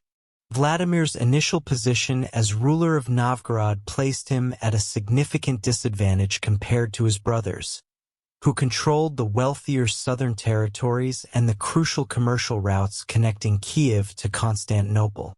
The northern territories, while strategically important for controlling access to the Baltic trade networks, lacked the population density and agricultural productivity necessary to support large military forces. Vladimir's survival during the early phases of the Civil War depended on his ability to exploit Novgorod's connections to Scandinavian mercenary sources while building alliances with local Slavic populations, who had grown resentful of southern domination. The outbreak of open warfare between the brothers began with Oleg's death in 977 during a conflict with Yerepok's forces, leaving Vladimir as the remaining challenger to Kiev's supremacy. Yerepok's consolidation of control over both Kiev and the Drevlian territories provided him with overwhelming advantages in terms of resources and manpower, forcing Vladimir to flee to Scandinavia to seek military support from his maternal relatives. This temporary exile proved crucial for Vladimir's eventual success, allowing him to recruit experienced Varangian warriors while developing the strategic alliances that would enable his return to power. The mercenary force that Vladimir assembled in Scandinavia represented a significant evolution in Varangian military organization, combining traditional warrior bands with specialized units recruited for specific tactical roles. Archaeological evidence from weapon deposits dating to this period shows the presence of standardized equipment manufactured specifically for large-scale military operations, including siege engines and specialized anti-fortification devices that indicate systematic planning for assault operations against heavily defended positions. The scale of these preparations suggests that Vladimir's supporters recognized the campaign's importance for the future of Varangian power in Eastern Europe. Vladimir's return to Novgorod in 980 with his mercenary army marked the beginning of a methodical campaign to eliminate Yerepok's supporters while consolidating control over the northern territories. The systematic approach to this reconquest involved coordinated attacks on multiple objectives, preventing Yerepok from concentrating his forces while gradually reducing the territorial base available to support resistance. Archaeological evidence from sites captured during this campaign shows evidence of fierce fighting, followed by rapid reconstruction efforts, indicating Vladimir's recognition that military success required the preservation of economic infrastructure necessary for long-term political stability. The siege of Kiev in 980 represented the culmination of Vladimir's campaign against his brother, employing sophisticated siege techniques that demonstrated the military expertise he had acquired during his Scandinavian exile. The city's formidable defensive works, constructed and improved over more than a century of Varangian rule, required innovative approaches that combined traditional assault methods with new technologies adapted from contemporary European military practices. Byzantine sources describe the deployment of specialized siege engines and coordinated attacks by multiple assault columns that overwhelmed Kiev's defenders through superior coordination and equipment. Yerepok's death during the siege eliminated the last significant opposition to Vladimir's authority, but the new ruler faced the immediate challenge of integrating the diverse military forces that had supported different sides during the Civil War. The solution involved careful redistribution of lands and positions that rewarded loyalty while avoiding the appearance of favoritism toward any particular ethnic or regional group. Archaeological evidence from Kiev during the early years of Vladimir's reign shows massive construction projects that provided employment for former combatants, while demonstrating the new ruler's commitment to restoring the city's status as the premier center of Rus power. The administrative reforms implemented during Vladimir's early reign addressed the systemic weaknesses that had contributed to the succession crisis, establishing clearer protocols for inheritance while strengthening the institutional frameworks necessary for governing the expanded Rus territories. The appointment of his own sons as governors of major cities created a network of trusted administrators, while providing training for future leadership responsibilities. Archaeological evidence shows the construction of standardized administrative buildings at provincial centers, indicating systematic efforts to improve governmental efficiency and ensure consistent implementation of royal policies. Vladimir's military campaigns during the 980s targeted the remaining independent Slavic tribes and nomadic groups that threatened the stability of Rus territories, employing the enhanced military capabilities developed during the Civil War to eliminate external threats while expanding the tribute base available to support state operations. The conquest of the Radomiki and Vyatiki tribes secured crucial territory along the upper Dnieper and Oka rivers, while successful campaigns against vulgar Bulgarian positions eliminated threats to the eastern trade routes that provided much of the silver necessary for maintaining Vladimir's expanded military forces. The integration of conquered populations into Vladimir's administrative system required sophisticated approaches that balanced the need for reliable control with recognition of local traditions and leadership structures. Archaeological evidence from newly incorporated territories shows the establishment of Rus administrative centers alongside existing settlements, creating dual power structures that maintained local autonomy for internal affairs while ensuring compliance with tribute obligations and military service requirements. This approach proved remarkably successful in preventing the rebellions that had plagued earlier periods of Rus expansion. The polytheistic religious practices that characterized Vladimir's early reign reflected the diverse spiritual traditions present throughout his territories, with archaeological evidence indicating the construction of elaborate temple complexes that housed idols representing Slavic, Scandinavian, and other regional deities. The famous pantheon established in Kiev around 980 included Purin, the Slavic thunder god, Thor, the Scandinavian hammer wielder, and various other deities representing the multicultural nature of Vladimir's realm. These religious installations served both spiritual and political functions, demonstrating royal patronage of diverse traditions while creating focal points for ceremonial activities that reinforced state authority. The human sacrifices reportedly conducted at these pagan temples, while shocking to later Christian chroniclers, represented established religious practices that served important social and political functions within the context of early medieval Slavic and Scandinavian societies. Archaeological evidence from ritual sites shows the presence of sacrificial deposits that confirm the historical accuracy of chronicle accounts, while also revealing the sophisticated ceremonial procedures that govern these activities. The scale and organization of rituals demonstrated state resources and authority, while providing dramatic demonstrations of royal power that impressed both subjects and foreign observers. Vladimir's military expeditions during the mid-980s established Rus dominance over crucial frontier regions, while demonstrating the effectiveness of his reformed military organization against diverse opponents. The successful campaign against the Khazars secured control over the lower Volga trade routes, while operations against Pecheneg positions eliminated immediate threats to the southern approaches to Kiev. Archaeological evidence from captured Khazar fortresses shows systematic destruction followed by reconstruction according to Rus defensive principles, indicating long-term plans for incorporating these strategic positions into the broader Rus defensive network. The wealth accumulated through these successful campaigns provided Vladimir with the resources necessary for the massive construction projects that transformed Kiev into one of medieval Europe's most impressive cities. Expansion of the royal palace complex, the construction of new fortification systems, and the establishment of specialized craft quarters all demonstrated the prosperity that military success had brought to the Rus state.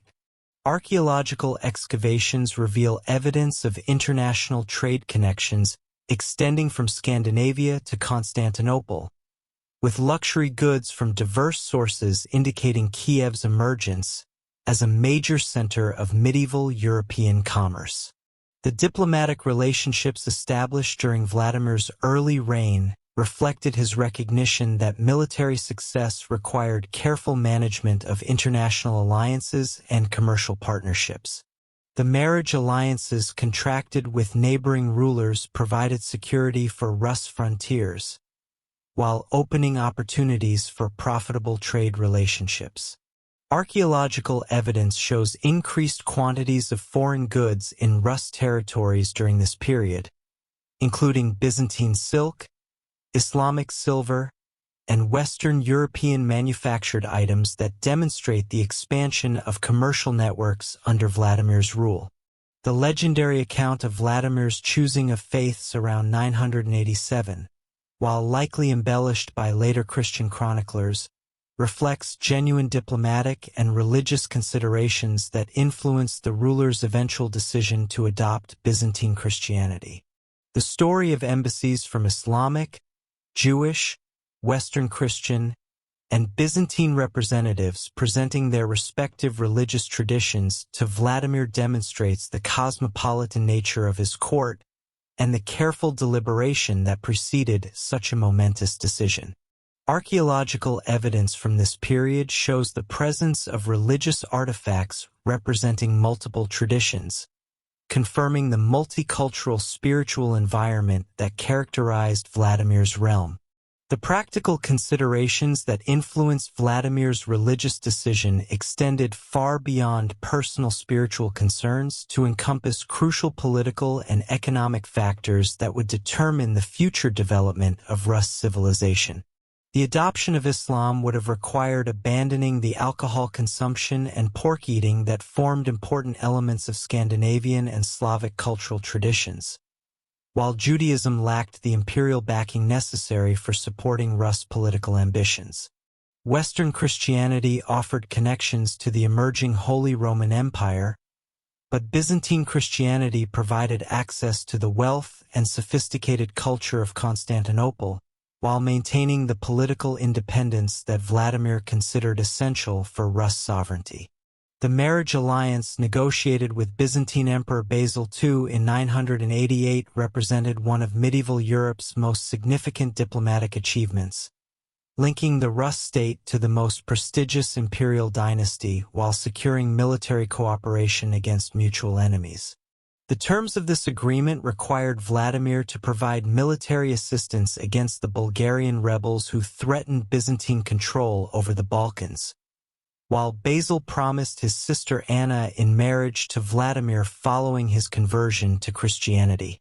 Archaeological evidence from this period shows the preparation of substantial military forces for deployment to Byzantine territories, including specialized equipment designed for siege operations against fortified positions.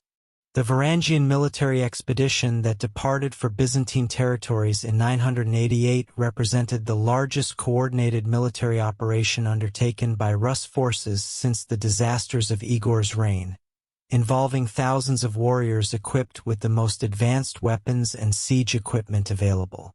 The logistical challenges of transporting and supplying such a force over the extended distance to the Balkan theaters required sophisticated planning and coordination that demonstrated the administrative capabilities Vladimir had developed during his consolidation of power. Contemporary Byzantine sources describe the arrival of this Rus army as a decisive factor in suppressing the Bulgarian rebellion and restoring imperial authority over the disputed territories. The successful completion of military operations in support of Basil II established Vladimir's reputation as a reliable ally, while demonstrating Rus' military capabilities to potential enemies throughout the region. The Varangian warriors who participated in these campaigns gained valuable experience in siege warfare and coordinated operations that would prove crucial for future military enterprises, while the wealth acquired through Byzantine service provided resources for the massive construction projects that would follow Vladimir's conversion to Christianity. Archaeological evidence from this period shows increased quantities of Byzantine goods in Rus territories, confirming the economic benefits that resulted from the military alliance.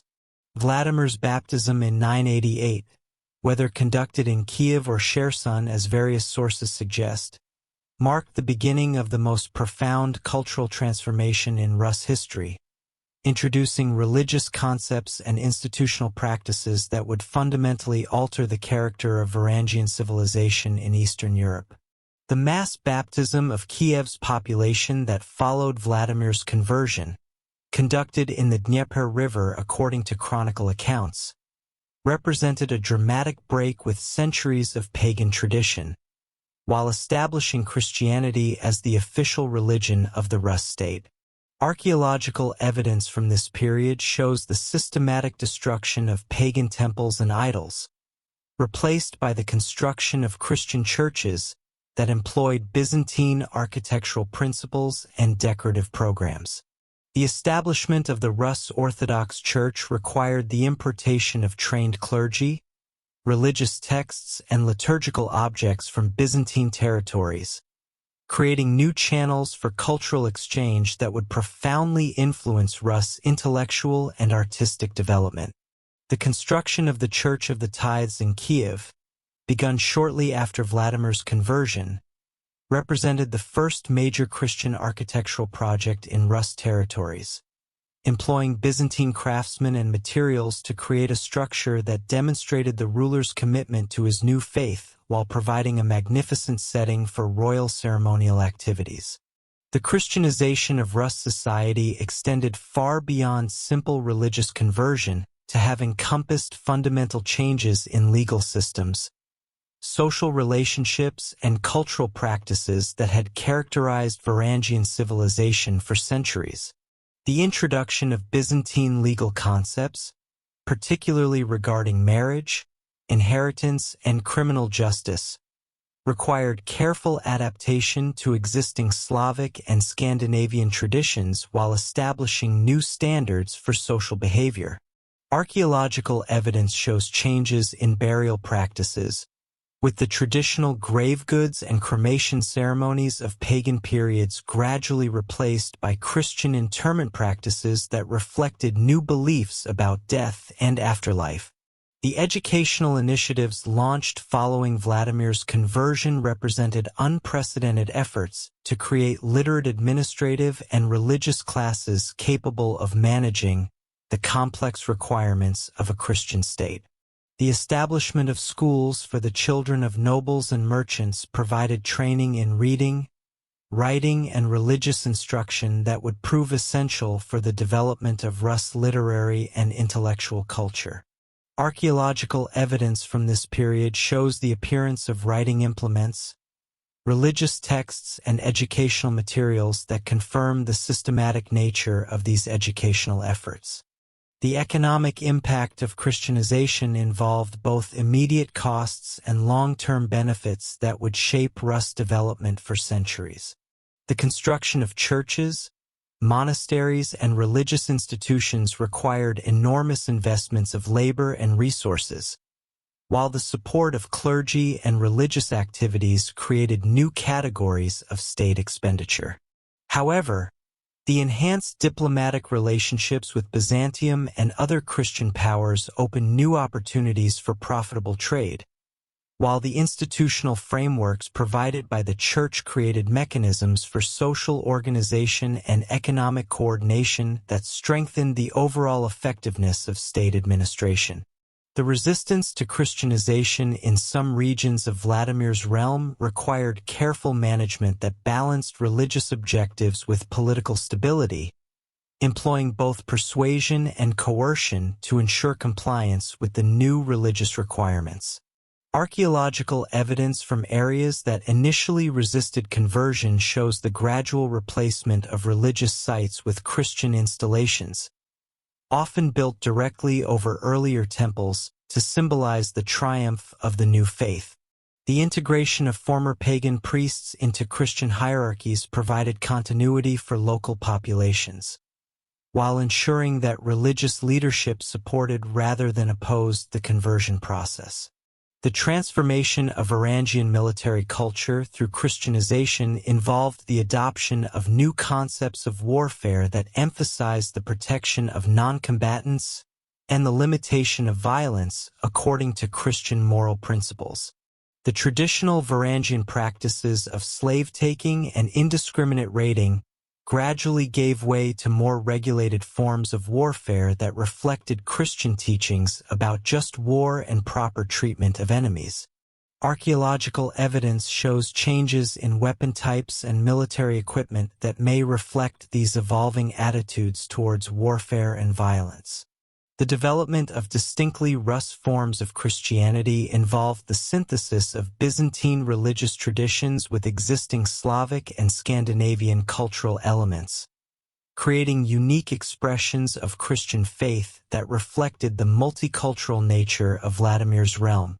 The architectural styles employed in early Rus churches combined Byzantine structural principles with decorative elements derived from local artistic traditions, while liturgical practices incorporated Slavic language and cultural references that made Christianity more accessible to local populations. Archaeological evidence shows the gradual development of distinctly Rus religious art and architecture that maintained connections to Byzantine models while expressing local cultural values and aesthetic preferences. The establishment of the Varangian Guard in Constantinople around 988 CE emerged from the convergence of Byzantine military necessity and the availability of highly skilled Scandinavian warriors seeking profitable service under the most prestigious ruler in the medieval world. Emperor Basil II faced a critical military situation as Bulgarian rebels under Samuel threatened to dismember the empire's Balkan territories, while domestic conspiracies challenged his authority from within the capital itself. The traditional Byzantine military units, weakened by decades of civil warfare and political purges, lacked the reliability and combat effectiveness necessary to address these multiple threats simultaneously. The arrival of Vladimir's Varangian expeditionary force provided Basil with exactly the type of elite troops he required: experienced warriors with no local political connections who could be trusted to remain loyal to imperial authority regardless of domestic political pressures. The initial Varangian contingent that formed the nucleus of the Guard consisted of approximately 6,000 warriors drawn from the most experienced units in Vladimir's army, men who had proven their capabilities during the consolidation of Rus territories and possessed the sophisticated military skills necessary for imperial service.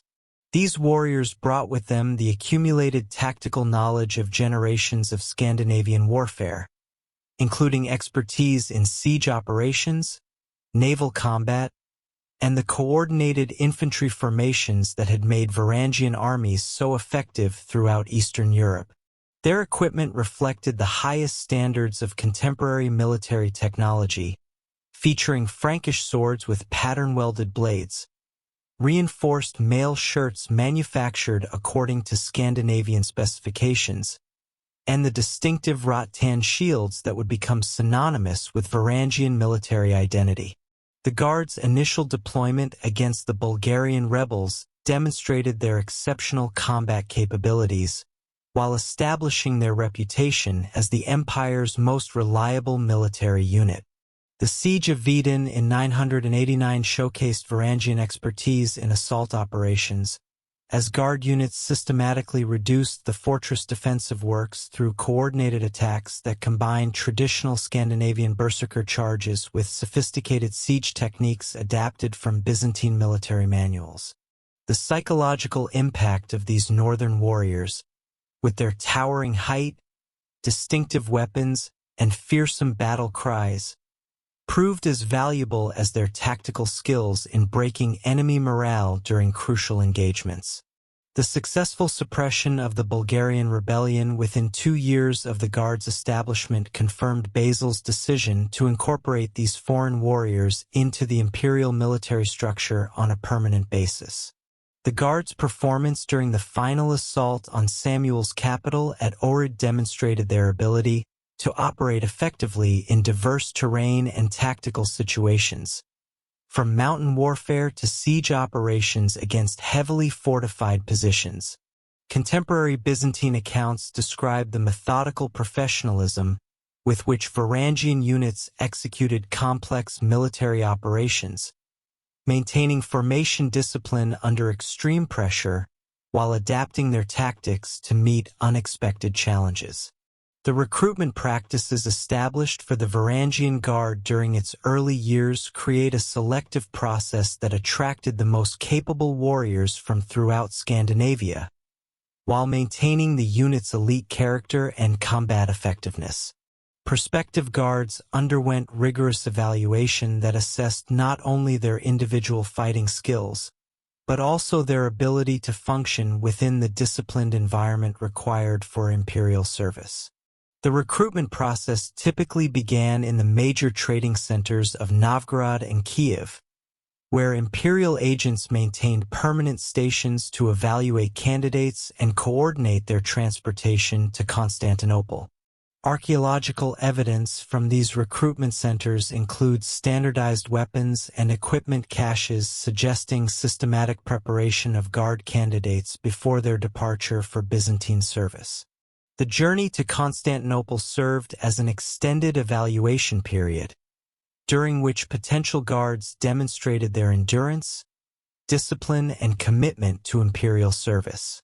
The route through the Dnieper Rapids and across the Black Sea presented numerous challenges that tested candidates' physical capabilities, while providing opportunities to assess their character and reliability under stress.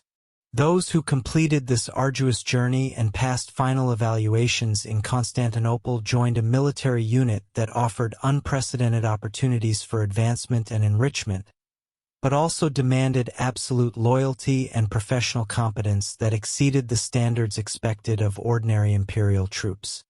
The oath ceremonies that formally inducted new members into the Varangian Guard represented solemn rituals that combined Scandinavian warrior traditions with Byzantine imperial symbolism to create binding commitments that transcended ordinary military service obligations. The ceremony typically took place in the Hagia Sophia, where candidates swore personal loyalty to the emperor while receiving blessed weapons that symbolized their sacred duty to defend imperial authority. The oath itself, administered in Old Norse to ensure complete understanding, bound guards to absolute obedience to imperial commands while guaranteeing their faithful service until death or honorable discharge. Archaeological evidence from guard barracks includes oath rings and ceremonial weapons that confirm the importance placed on these ritualistic aspects of guard service.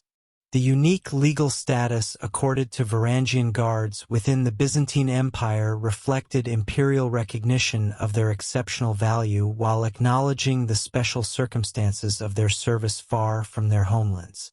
Guards enjoyed legal privileges that distinguished them from ordinary imperial subjects, including the right to maintain their traditional religious practices, exemption from certain imperial taxes, and access to imperial courts for the resolution of disputes involving their service obligations.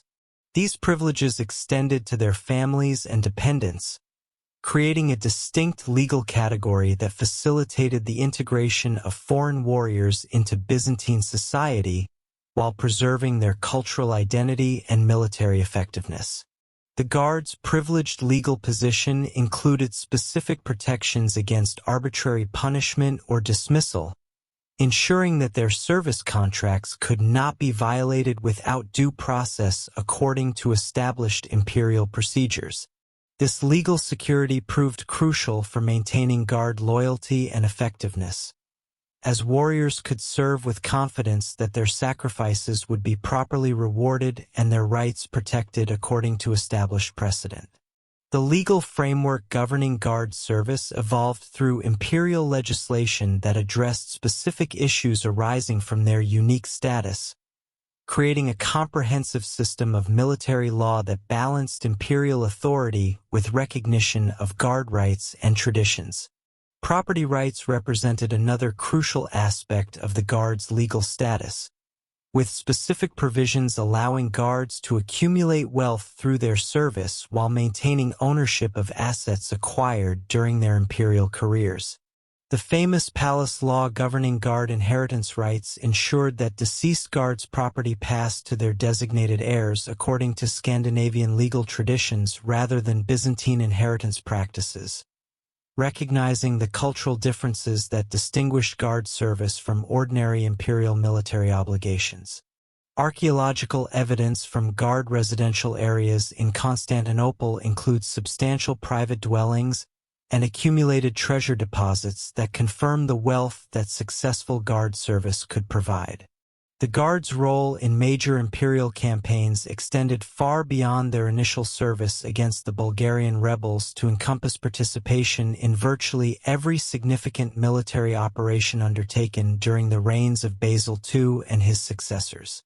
Their deployment to Sicily beginning in 1038 marked their first major overseas assignment, where guard units served alongside Norman mercenaries and imperial regulars in campaigns designed to reassert Byzantine control over territories lost to Islamic conquest. The Sicilian campaigns demonstrated the guards' adaptability to different climatic conditions and tactical requirements, as warriors accustomed to forests and rivers of northern Europe proved equally effective in the Mediterranean environment of southern Italy. The siege of Syracuse in 1040 showcased Varangian expertise in amphibious operations, as guard units coordinated naval and land-based attacks that systematically reduced the city's defensive works while preventing enemy reinforcements from reaching the besieged garrison. Contemporary accounts describe the methodical approach employed by Varangian commanders, who combined their traditional siege techniques with innovations adapted from Islamic military practices encountered during the campaign. The successful capture of Syracuse after a prolonged siege established the guards' reputation for persistence and professional competence in extended operations far from their supply bases. The guards' service in the Balkan campaigns against various Slavic and nomadic enemies demonstrated their continued effectiveness in the type of warfare for which their Scandinavian origins had originally prepared them. Operations against Pecheneg raiders along the Danube frontier required the mobility and tactical flexibility that characterized traditional Varangian military methods, while campaigns against Serbian and Croatian principalities involved the siege warfare and diplomatic negotiations that had become standard aspects of imperial military policy. Archaeological evidence from former guard positions along the Balkan frontiers includes fortified camps and weapons deposits that confirm their extensive service in these challenging theaters of operation. The confrontation with Arab forces in Syria and Anatolia presented the Guard with their most formidable opponents, as Islamic armies possessed sophisticated tactical doctrines and military technologies that rivaled or exceeded Byzantine capabilities in many areas. The Battle of Kani in 1018 saw Varangian units employed as shock troops in coordinated attacks that broke through Arab defensive lines, while their performance during the Siege of Aleppo demonstrated their ability to adapt their traditional assault techniques to overcome the advanced fortification systems employed by Islamic military engineers. The Guard's success against these formidable opponents confirmed their status as the empire's premier military unit, while establishing their reputation throughout the medieval world. The Guards' involvement in Byzantine palace politics began almost immediately after their establishment, as their unique position as the emperor's personal troops inevitably drew them into the complex factional disputes that characterized imperial court life. Their first political intervention occurred during the conspiracy of Barduz Focus in 989, when Guard units remained loyal to Basil II, despite attempts by the rebel general to suborn their allegiance through promises of increased pay and privileges. The Guards' decisive action in suppressing this rebellion demonstrated their reliability as defenders of imperial authority, while establishing precedents for their role in domestic political crises. The Guards' reputation for unwavering loyalty became legendary throughout the Byzantine Empire, earning them the trust of successive emperors who relied on their protection against both external enemies and internal conspiracies. This reputation was built through consistent performance in numerous political crises, including their role in suppressing the revolt of Bardou's clerics and their protection of the family during various palace coups and assassination attempts. Contemporary sources describe the psychological effect of the Guard's presence on potential conspirators, whose plots often collapsed when faced with the certainty of confronting these formidable northern warriors. The Guard's loyalty stemmed not from blind obedience, but from a sophisticated understanding of their position within the imperial system and the benefits that faithful service provided for their personal advancement and enrichment. Their oath of personal loyalty to the emperor created direct relationships that transcended the complex hierarchies and competing loyalties that characterized other imperial military units, while their foreign origins insulated them from the domestic political pressures that often compromised the reliability of native Byzantine troops. This combination of personal commitment and political independence made the Guard uniquely valuable as defenders of imperial authority during periods of political instability. The military prowess that distinguished the Varangian Guard throughout their service derived from the combination of exceptional individual warrior skills with sophisticated unit tactics that reflected centuries of Scandinavian military evolution. Guard training emphasized the development of personal combat abilities that enabled individual warriors to function effectively in single combat while maintaining the formation discipline necessary for coordinated unit operations. Archaeological evidence from Guard training facilities includes specialized weapons designed for instruction purposes and protective equipment that allowed realistic combat practice without excessive casualties among trainees. The Guard's weapon preferences reflected both their Scandinavian heritage and their adaptation to Byzantine military requirements, with most Guards carrying the traditional long-handled axes that became their signature weapons alongside high-quality swords manufactured according to Frankish specifications. The famous Varangian axe, with its broad cutting edge and reinforced handle, proved devastatingly effective against both mounted and infantry opponents while serving as a powerful psychological weapon that intimidated enemies through its association with northern warrior traditions. Contemporary accounts describe the terrifying effect of massed Varangian axe charges, where hundreds of Guards advanced in tight formation while wielding their weapons with deadly precision. The Guard's tactical doctrine emphasized aggressive offensive operations that utilized their superior individual combat skills and unit cohesion to overwhelm enemy positions through concentrated attacks at decisive points. Their preferred formation, known as the Boar's Head, concentrated the most experienced warriors at the front of a wedge-shaped attack column that could penetrate enemy lines through sheer momentum and fighting skill.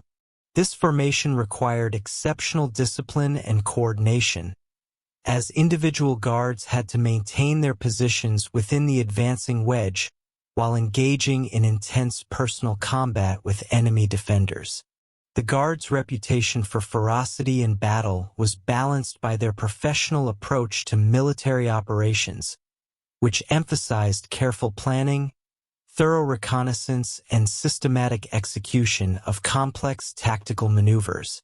Their commanders, typically drawn from the most experienced Guards who had demonstrated both combat prowess and leadership abilities, possessed sophisticated understanding of military strategy that enabled them to adapt traditional Scandinavian tactics to the diverse operational requirements of imperial service. The Guard's military effectiveness resulted from this combination of individual warrior excellence with collective tactical sophistication that distinguished them from both barbarian warbands and conventional imperial military units. The wealth accumulated by successful Guards through their imperial service created opportunities for social advancement that would have been impossible in their Scandinavian homelands, where rigid social hierarchy has limited the prospects available to even the most capable warriors. The imperial system rewarded military excellence with financial compensation, land grants, and access to commercial opportunities that enabled enterprising guards to establish themselves as wealthy landowners or successful merchants. Archaeological evidence from former guard residential areas includes substantial private residences and accumulated treasure hoards that demonstrate the prosperity that imperial service could provide.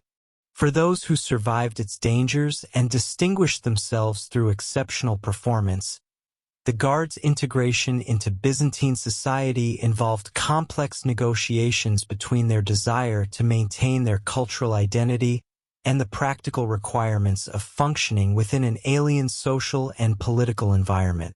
Many Guards married Byzantine women and established permanent residences in Constantinople, creating hybrid households that combined Scandinavian and Byzantine cultural elements, while maintaining connections to their northern homelands through continued participation in Guard activities and ceremonies. The children of these marriages often served as cultural intermediaries who facilitated communication between the Guard and broader Byzantine society, while preserving knowledge of Scandinavian traditions and practices. The Guards' influence on Byzantine military culture extended beyond their direct participation in imperial campaigns to encompass the adoption of Scandinavian tactical innovations and training methods by other imperial military units. The success of Varangian formations inspired attempts to replicate their effectiveness through the recruitment and training of native Byzantine troops according to northern military principles, while Guard weapons and equipment became models for imperial armaments production.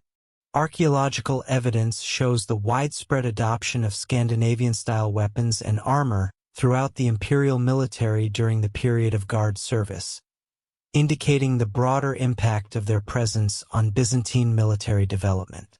The ceremonial duties that occupied much of the Varangian Guard's time in Constantinople provided a stark contrast to the brutal realities of campaign warfare, yet these functions proved equally important for maintaining their elite status within the imperial hierarchy.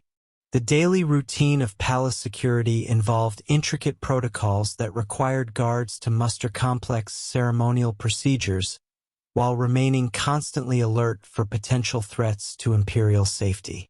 The Guards' quarters within the Great Palace Complex, located strategically between the imperial residential areas and the main administrative buildings, allowed rapid response to emergencies while symbolizing their role as the ultimate guardians of imperial authority. Archaeological excavations in these areas have revealed substantial barracks buildings, with individual sleeping chambers, communal dining halls, and specialized armories that housed the Guards' extensive weapons collections and ceremonial equipment. The wealth that successful Guards accumulated through their imperial service created unprecedented opportunities for social mobility that attracted ambitious young warriors from throughout Scandinavia. The standard Guard's salary, paid in gold, nor exceeded the annual income of most European nobles, while additional compensation for campaign service and special duties could multiply these earnings several times over. Guards who survived their terms of service often returned to their homelands as wealthy men capable of purchasing substantial estates and establishing themselves among the local aristocracy. The famous example of Harald Sigurdsson, who would later become King Harald Hardred, Duke of Norway, demonstrated the transformative potential of Guard service for those who combined military prowess with political acumen and financial shrewdness. Harald's arrival in Constantinople around 1034 marked the beginning of the most celebrated individual career in Varangian Guard history. Though his path to imperial service differed significantly from the typical recruitment patterns that brought most Guards to Byzantine territories. The defeat and death of his half-brother Olaf II at the Battle of Stiglestad in 1030 had forced the 15-year-old Harald into exile, beginning a period of wandering that would eventually lead him to the imperial capital. His initial service with Yaroslav the Wise in Kiev provided valuable military experience and political connections that facilitated his eventual recruitment into the Guard. while his royal bloodline distinguished him from the common warriors who typically comprised the unit's membership. The young Harold's exceptional height and physical strength, combined with his royal bearing and obvious intelligence, immediately marked him as a potential leader within the Guard hierarchy.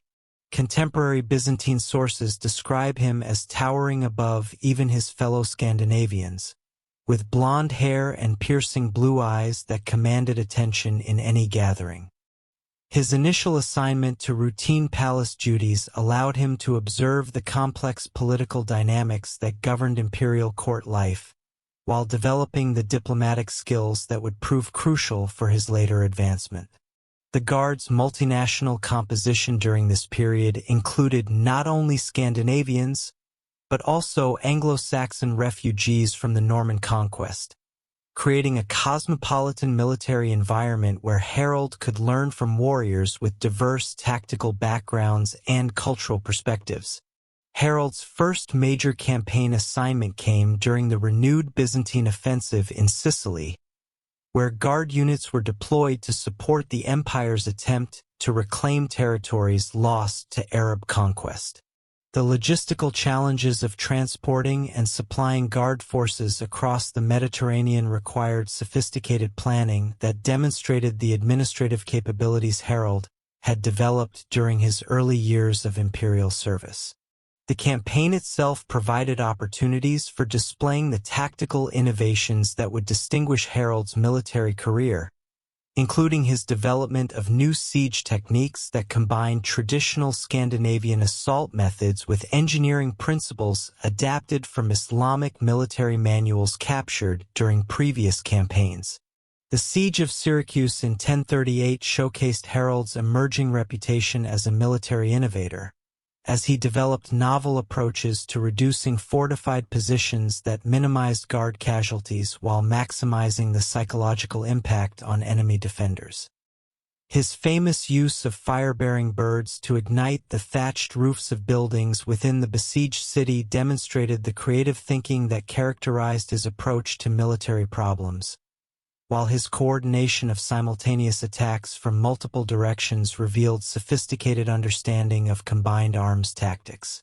The successful capture of Syracuse after a relatively brief siege established Harold's reputation among his fellow Guards, while bringing him to the attention of senior imperial commanders who recognized his potential for independent command responsibilities. The wealth that Harold accumulated during his Sicilian service provided the financial foundation for his later political ambitions. A successful campaign participation entitled Guards to substantial shares of captured booty alongside their regular imperial salaries. The systematic looting of captured cities, conducted according to established imperial protocols that reserved specific categories of valuables for the imperial treasury while distributing the remainder among participating troops, could yield enormous sums for individual Guards who distinguished themselves during assault operations. Harold's careful management of his growing fortune, including investments in commercial ventures and strategic acquisitions of portable wealth that could be easily transported during future campaigns, demonstrated the financial acumen that would enable his eventual return to Scandinavian politics as a serious contender for royal power. The Guard service in southern Italy during the late 1030s and early 1040s involved complex political negotiations alongside military operations as Byzantine commanders sought to exploit the factional disputes that divided their Islamic opponents while managing relationships with Norman mercenaries, whose ultimate loyalties remained questionable. Harold's participation in these diplomatic activities provided valuable experience in the type of multi-party negotiations that characterized medieval political relationships, while his growing reputation as a successful military commander enhanced his credibility as a potential negotiating partner for both imperial authorities and local political leaders. The campaign against Arab positions in Sicily required Guard units to adapt their traditional tactical methods to the challenging terrain and climatic conditions of the Mediterranean theater, where the forests and rivers that had shaped Scandinavian military traditions were replaced by arid mountains and fortified coastal cities. Harold's development of new techniques specifically designed for reducing stone fortifications demonstrated his ability to synthesize tactical knowledge from diverse sources while maintaining the aggressive, offensive spirit that characterized Varangian military culture. His innovations included the use of specialized siege engines adapted from Islamic designs, coordinated naval and land-based attacks that exploited enemy weaknesses, and psychological warfare techniques that demoralized defenders through displays of overwhelming force and determination. The Guard's reputation for military excellence during this period attracted additional recruits from throughout Northern Europe, including substantial numbers of Anglo-Saxon warriors who had fled England following the conquest of 1066. These new arrivals brought different tactical traditions and equipment preferences that enriched the Guard's military capabilities while creating challenges for unit cohesion and command authority. Harold's role in integrating these diverse elements into effective military formations demonstrated his leadership abilities, while providing experience in managing multicultural military organizations that would prove valuable during his later career as an independent ruler. The accumulation of combat experience during multiple campaigns in Sicily and southern Italy transformed Harold from a promising young warrior into one of the most capable military commanders in the imperial service. With expertise spanning siege warfare, naval operations, mountain fighting, and the complex logistics required for extended overseas campaigns. His systematic study of enemy tactics and defensive techniques, combined with his natural talent for tactical innovation, produced a comprehensive understanding of contemporary military science that exceeded the knowledge possessed by most European commanders of his era. The detailed notes and sketches that Harold reportedly maintained during his campaigns, while not surviving in their original form, influenced the tactical manuals that later Byzantine military writers compiled for training future generations of imperial officers. The Guard's service in the eastern theaters of imperial military activity provided different challenges that tested their adaptability to yet another set of tactical and environmental conditions. As campaigns against Arab forces in Syria and Anatolia required operations in desert environments against opponents who possessed sophisticated military technologies and tactical doctrines. Harold's participation in these eastern campaigns during the early 1040s exposed him to the most advanced military techniques available in the medieval world, including the use of Greek fire, sophisticated siege engines, and coordinated cavalry infantry tactics that represented the pinnacle of contemporary military science. The siege of Edessa in 1042 marked the culmination of Harold's military education within the imperial service, as he commanded a mixed force of guards and imperial regulars in operations against one of the most formidable fortresses in the eastern frontier region. The successful reduction of this strategic position required the coordination of multiple assault columns, the deployment of specialized siege equipment, and the maintenance of complex supply lines across hostile territory. Harold's systematic approach to these challenges, involving detailed reconnaissance, careful resource allocation, and contingency planning for various tactical scenarios, demonstrated the professional competence that distinguished successful imperial commanders from mere warriors. The political complications that arose during Harold's later years of Guard service reflected the complex factional disputes that characterized imperial court politics during the mid-11th century, as competing aristocratic families sought to influence imperial policy while pursuing their own territorial and commercial interests. Harold's growing wealth and military reputation inevitably drew him into these political networks, where his foreign origins provided both advantages and disadvantages in navigating the intricate relationships that determined advancement within the imperial hierarchy. His careful cultivation of relationships with key court officials while maintaining his primary loyalty to the emperor demonstrated the diplomatic skills that would prove essential for his eventual transition from imperial service to independent political leadership. The gradual transformation of the Varangian Guard's composition during Harold's service period reflected broader changes in the political and military circumstances that had originally created the unit's unique character and capabilities. The increasing recruitment of Anglo-Saxon refugees following the Norman conquest introduced warriors with different cultural backgrounds and military traditions, while the declining availability of Scandinavian recruits forced imperial authorities to modify their selection criteria and training procedures.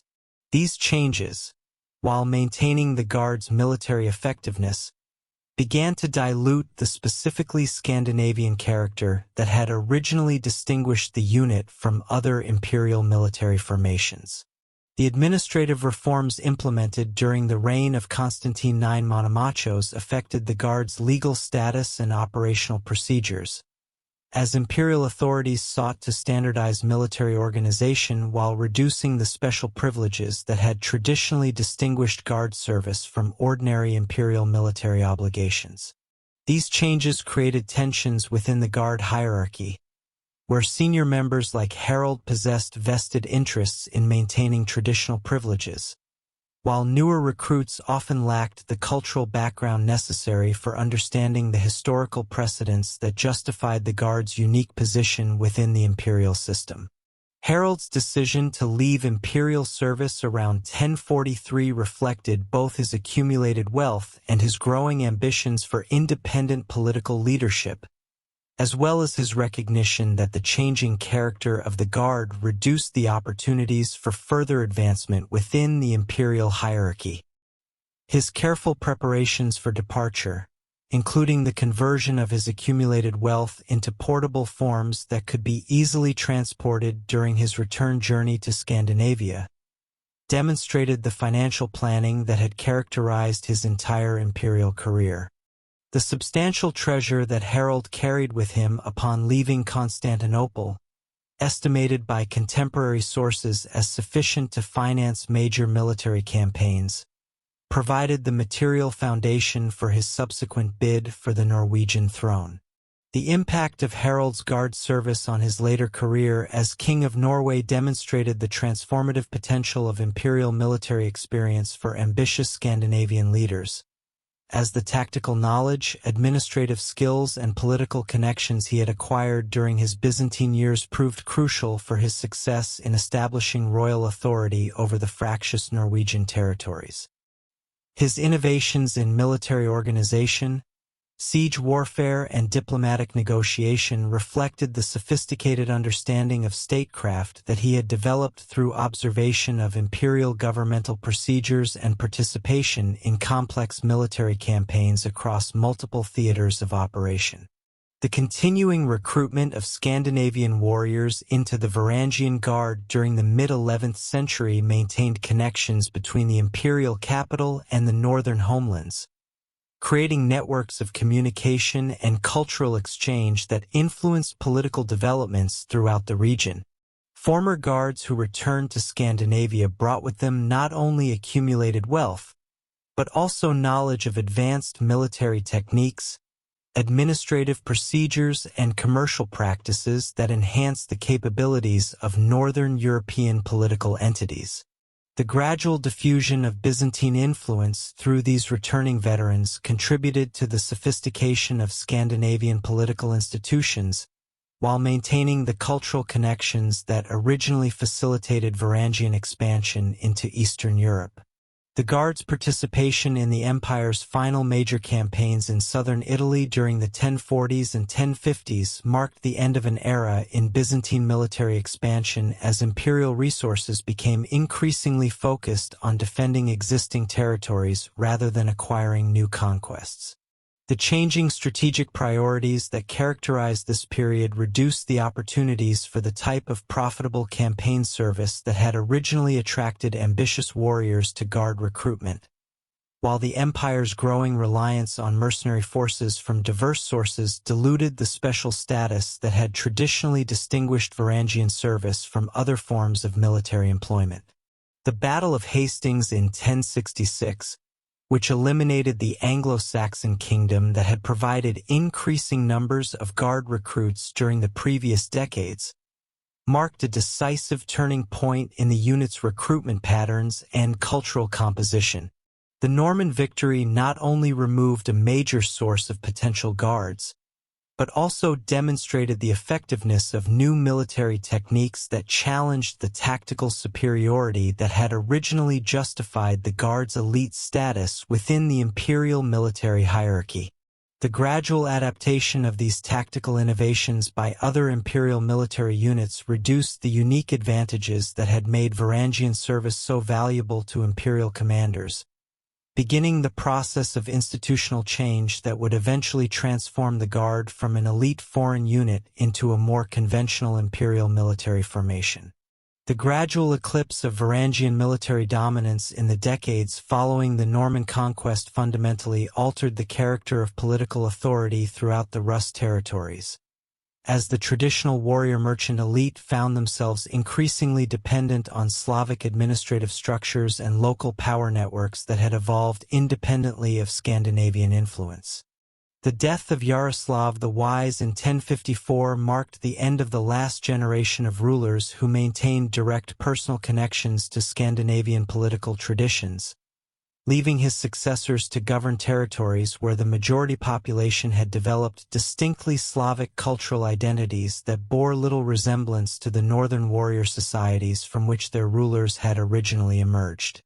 Archaeological evidence from major Rus cities during this transitional period shows the systematic replacement of Scandinavian-style residential compounds with architectural forms that reflected Byzantine and local Slavic building traditions, while weapon deposits indicate the gradual abandonment of traditional Varangian military equipment in favor of arms and armor that conformed to broader European standards.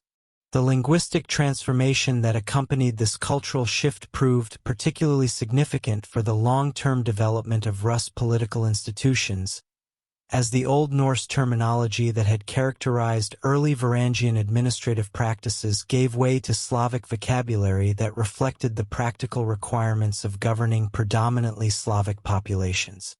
Legal documents from the mid-11th century show the increasing use of Slavic legal concepts alongside traditional Scandinavian juridical procedures, creating hybrid legal systems that attempted to balance the customary rights of different ethnic communities while maintaining the authority of Varangian rulers. The gradual disappearance of runic inscriptions from official documents and monumental stones marked the final abandonment of Scandinavian written traditions in favor of Cyrillic script that facilitated communication with Byzantine authorities and provided access to the extensive religious and administrative literature that supported Christian governmental practices. The administrative reforms initiated during Yaroslav's reign represented systematic attempts to codify the complex legal relationships that had evolved through centuries of interaction between Varangian rulers and their diverse subjects, creating written legal codes that could provide consistent standards for judicial proceedings throughout the expanded Rus territories. The compilation of the Ruskia Pravda during the 1010s and 1020s involved extensive consultation with legal experts representing different cultural traditions, including Scandinavian law speakers who possessed detailed knowledge of Northern European legal precedents, Byzantine jurists familiar with Roman legal principles, and Slavic elders who understood the customary practices that governed local communities. The resulting legal code reflected this multicultural input while establishing new standards that emphasized the protection of property rights, the regulation of commercial transactions, and the systematic punishment of criminal activities that threatened social stability. The earliest version of the Ruskia Pravda, known to scholars as the Short Pravda, consisted of approximately 40 articles that addressed the most common legal disputes arising in Rus society, including provisions for compensating victims of violence, regulating the ownership and transfer of property, and establishing procedures for resolving commercial disagreements. The legal framework established by these articles demonstrated sophisticated understanding of the economic relationships that sustained Rus' prosperity, with detailed provisions governing the treatment of merchants, the regulation of credit arrangements, and the protection of artisans and their specialized skills. Archaeological evidence from legal proceedings conducted according to Pravda standards includes standardized weights and measures used for determining compensation payments, sealed documents that recorded legal agreements, and specialized courtroom facilities that provided appropriate settings for formal judicial proceedings. The influence of Scandinavian legal traditions remained clearly visible in the Pravda's emphasis on monetary compensation rather than physical punishment for most criminal offenses, reflecting the Northern European preference for resolving disputes through negotiated settlements that restored social harmony while providing appropriate recompense for injured parties. The detailed schedules of compensation payments established for different categories of violence, from minor assaults to deliberate homicide, created predictable legal outcomes that encouraged peaceful resolution of conflicts while maintaining the social hierarchies that distinguished between free persons, dependents, and slaves. The legal protection extended to foreign merchants and craftsmen demonstrated the code's recognition of the international character of Rus' commercial activities, while specific provisions governing the treatment of Byzantine and other Christian foreigners reflected the diplomatic considerations that influenced domestic legal policies. Expansion of the Ruskia Pravda during the later 11th century incorporated additional legal concepts that addressed the changing social and economic conditions resulting from the continued Christianization of Rus society and the growing complexity of urban commercial relationships. The extensive Pravda compiled during the 1070s included nearly 120 articles that covered topics ranging from inheritance law and marriage regulations to the management of agricultural estates and the organization of craft production. These editions reflected the influence of Byzantine legal principles that emphasized written contracts, formal procedures for property transfer, and systematic record-keeping that facilitated the resolution of complex legal disputes involving multiple parties and substantial economic interests. The legal innovations introduced through the expanded Pravda included detailed provisions governing the relationship between landowners and agricultural workers, establishing rights and obligations that balanced the economic interests of estate owners with the customary protections that Slavic peasants had traditionally enjoyed under tribal legal systems. The code's recognition of different categories of agricultural dependence, from temporary laborers to hereditary serfs, created legal frameworks that would influence Rus' social development for centuries, while reflecting the economic realities of an increasingly stratified society where land ownership determined political power and social status. Archaeological evidence from rural settlements governed by Pravda regulations shows the construction of manor houses and administrative buildings that provided appropriate settings for the legal proceedings required to manage complex agricultural operations. The commercial regulations incorporated into the later versions of the Ruskia Pravda demonstrated sophisticated understanding of the international trading networks that sustained Rus' prosperity, with specific provisions governing the activities of foreign merchants, the regulation of currency exchange, and the resolution of disputes involving long-distance commercial transactions. The code's detailed treatment of credit arrangements and debt collection procedures reflected the growing importance of financial relationships in Rus' economic life, while provisions governing the organization of craft guilds and the protection of specialized technical knowledge indicated recognition of the skilled labor that supported urban prosperity. The legal protections extended to merchants' property and commercial activities created stable environments for business operations while establishing the regulatory frameworks necessary for managing complex economic relationships.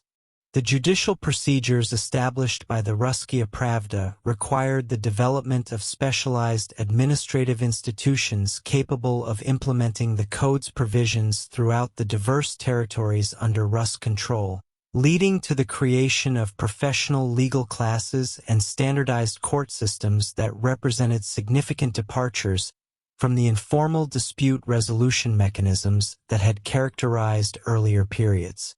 The appointment of trained judges with specific knowledge of legal procedures, the establishment of permanent court facilities in major cities, and the development of systematic record-keeping procedures all reflected the institutional sophistication that characterized mature Rus governmental practices. Archaeological evidence from court complexes includes specialized buildings designed for legal proceedings, archives for storing legal documents, and residential quarters for legal officials who required permanent presence in their jurisdictions. The training of legal professionals required the development of educational institutions capable of providing instruction in the complex procedures and precedents that governed Pravda implementation, leading to the establishment of schools associated with major churches and monasteries where future judges and legal scribes could acquire the literacy and specialized knowledge necessary for their professional responsibilities. The curriculum of these legal schools included instruction in Slavic and Byzantine legal traditions, training in document preparation and record-keeping procedures, and practical experience in conducting judicial proceedings under the supervision of experienced legal practitioners. The graduation of trained legal professionals from these institutions created a class of administrators whose expertise transcended ethnic boundaries, while serving the practical needs of increasingly complex governmental systems. The social impact of the Russkaya Pravda extended beyond its immediate legal applications to encompass fundamental changes in the relationships between different ethnic and social groups within Rus society. As the code's provisions created new categories of legal status that gradually replaced the tribal and clan-based identities that had previously determined individual rights and obligations. The legal recognition of social hierarchies based on wealth and occupation rather than ethnic origin facilitated the integration of diverse populations into unified social structures, while providing mechanisms for social mobility that rewarded economic success and professional competence. Archaeological evidence from urban centers governed by Pravda regulations shows the development of mixed neighborhoods where Slavic, Scandinavian, and other ethnic groups lived in proximity while participating in common economic and social activities. The fragmentation of centralized Varangian authority during the later 11th century resulted from the combination of succession disputes, regional economic interests, and the practical impossibility of maintaining effective control over territories that stretched from the Baltic to the Black Sea using the communication and transportation technologies available to medieval rulers.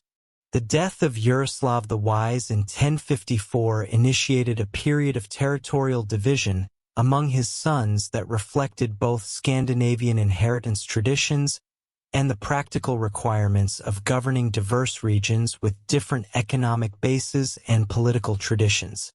The assignment of specific cities and territories to individual princes created autonomous political units that maintained nominal allegiance to Kiev while developing independent relationships with their local populations and neighboring powers.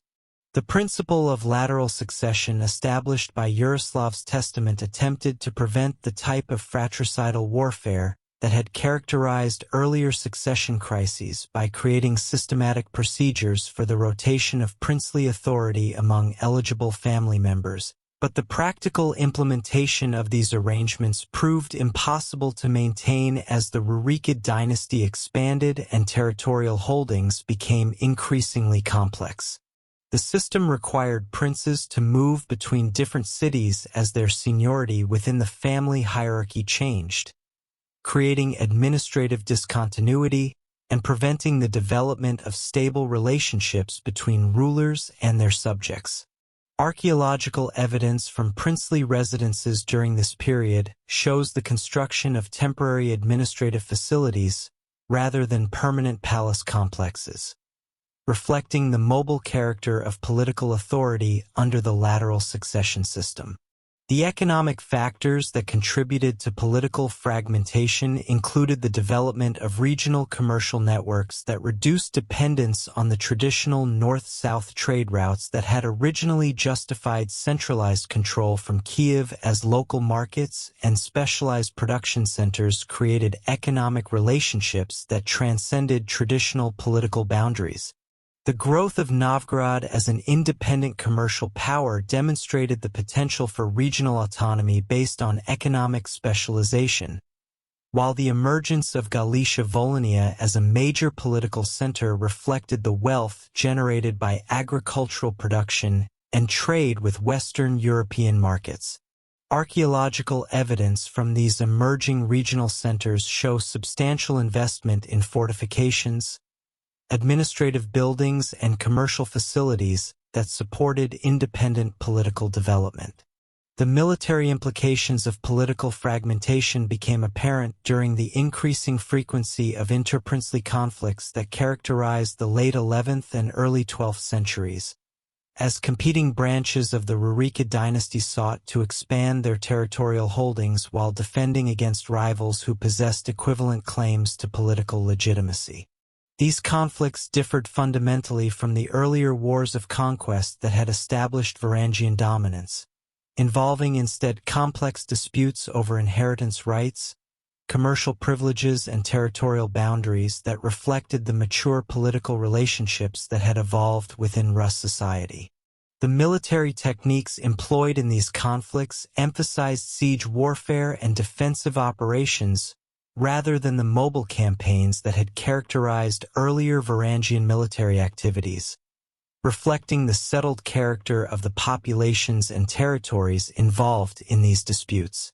The recruitment practices employed by competing princes during these conflicts demonstrated the fundamental transformation that had occurred in the military foundations of Rus political power, as traditional Varangian warrior bands were replaced by military forces that combined professional soldiers, local militia units, and foreign mercenaries recruited from diverse sources throughout Eastern Europe.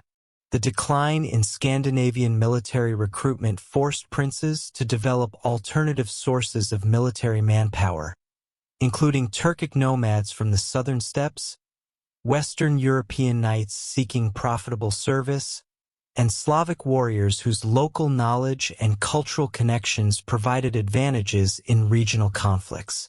Archaeological evidence from military sites during this period shows the adoption of diverse weapons and equipment that reflected the multicultural composition of princely armies. The fortification systems developed during the period of political fragmentation represented significant advances in military engineering that reflected both the changing character of warfare and the increased resources available to regional political centers for defensive construction projects. The massive earthwork fortifications constructed around major cities during the late 11th century incorporated design principles derived from Byzantine and Western European military architecture, while adapting these techniques to local topographical conditions and available construction materials. The scale of these projects required unprecedented coordination of labor and resources that demonstrated the administrative capabilities that regional princes had developed for managing their territories, while the sophistication of the defensive works indicated access to advanced military engineering knowledge. The diplomatic relationships that developed between competing Rus principalities during this period of fragmentation created complex networks of alliances and rivalries that often transcended ethnic and cultural boundaries, as princes sought to maximize their political advantages through strategic marriages, commercial agreements, and military partnerships that balanced regional interests against broader considerations of dynastic legitimacy and territorial security. The marriage alliances contracted between Rurikid princes and foreign rulers, including Hungarian kings, Polish dukes, and Byzantine imperial families, demonstrated the international recognition that Rus' political entities had achieved while creating diplomatic obligations that influenced domestic political decisions. Archaeological evidence from diplomatic sites includes specialized facilities for conducting negotiations and ceremonial buildings designed for hosting foreign dignitaries according to appropriate protocols. The cultural implications of political fragmentation included the development of regional variations in artistic traditions, architectural styles, and religious practices that reflected the diverse influences and local preferences that characterized different areas of the former unified Rus state. The construction of distinctive church buildings in different principalities demonstrated the adaptation of Byzantine architectural principles to local aesthetic preferences and available construction techniques, while the development of regional schools of manuscript illumination and metalworking reflected the patronage of competing princes who sought to demonstrate their cultural sophistication and political legitimacy. Archaeological evidence from cultural sites shows the emergence of hybrid artistic styles that combined elements from multiple traditions while expressing distinctly local cultural identities. The Mongol invasions that began in 1237 encountered a politically fragmented Rus that proved incapable of coordinating effective resistance against the systematic military campaigns that Batu Khan directed against the major political centers of Eastern Europe. The Mongol military system, based on highly mobile cavalry forces supported by sophisticated siege equipment and intelligence networks, possessed decisive advantages over the defensive strategies that had evolved during the period of interprincely conflicts. The speed and coordination of Mongol operations prevented effective cooperation between Rus principalities while exploiting the political divisions that had weakened the overall military capacity of the region. Archaeological evidence from sites destroyed during the Mongol campaigns shows the devastating effectiveness of siege techniques that combine traditional nomadic mobility with advanced military technologies acquired through previous conquests in China and Central Asia. The siege of Ryazan in December 1237 demonstrated the Mongol military capabilities that would prove decisive throughout their conquest of Rus territories. As Batu Khan's forces systematically reduced the city's fortifications through coordinated attacks that overwhelmed the defenders despite their determined resistance. The destruction of Ryazan's population and the systematic demolition of its fortifications served both strategic and psychological purposes, eliminating a potential base for future resistance, while demonstrating to other Rus cities the futility of opposing Mongol demands for submission. Contemporary accounts describe the methodical efficiency with which Mongol forces conducted siege operations, employing specialized equipment and tactical procedures that reflected decades of experience in reducing fortified positions throughout their expanding empire. The fall of Moscow in January 1238 marked another crucial stage in the Mongol conquest, as the capture of this strategically located fortress eliminated a major obstacle to further advances into the heartland of Rus territories, while demonstrating the inability of regional princes to coordinate effective defensive strategies. The brief siege that preceded Moscow's capture revealed the overwhelming superiority of Mongol military organization over the improvised defensive arrangements that characterized Rus resistance efforts, while the systematic destruction that followed the city's fall served notice to other potential resistors of the consequences of continued opposition. Archaeological evidence from Mongol siege sites includes specialized military equipment and the remains of defensive works that confirm the technological advantages that enabled such rapid conquest of heavily fortified positions. The systematic destruction that followed the Mongol conquest of Kiev in 1240 marked the definitive end of Varangian political dominance in Eastern Europe, yet the cultural and institutional foundations established during 4 centuries of Scandinavian rule continued to shape the development of Russian, Ukrainian, and Belarusian societies long after the last Rurikid princes had submitted to Mongol authority.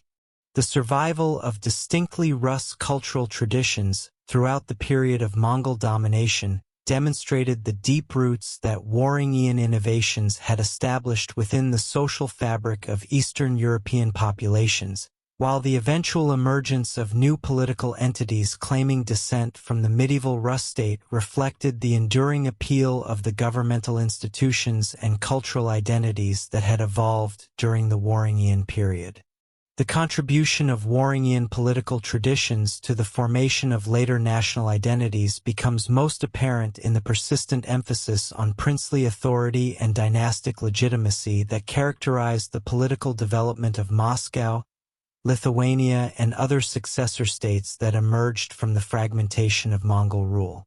The Muscovite princes who gradually established dominance over the northeastern Rus territories during the 14th and 15th centuries consistently claimed descent from the Rurikid dynasty, while employing governmental institutions and ceremonial practices that directly descended from Varangian precedents.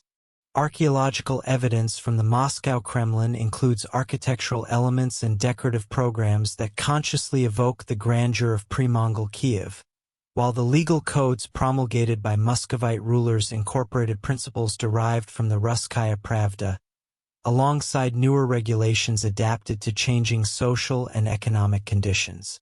The persistence of Varangian influence in Ukrainian political traditions manifested through the continued importance of Kiev as a symbolic center of legitimacy and the adoption of governmental institutions that reflected the federal character of the original Rus state.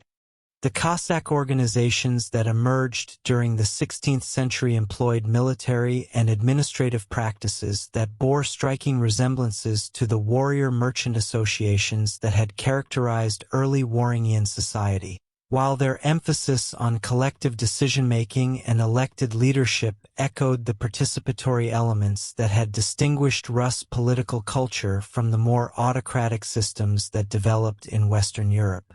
The archaeological record from Cossack settlements includes weapons, fortifications, and residential structures that demonstrate continuity with medieval Rus material culture, despite the intervening centuries of foreign domination.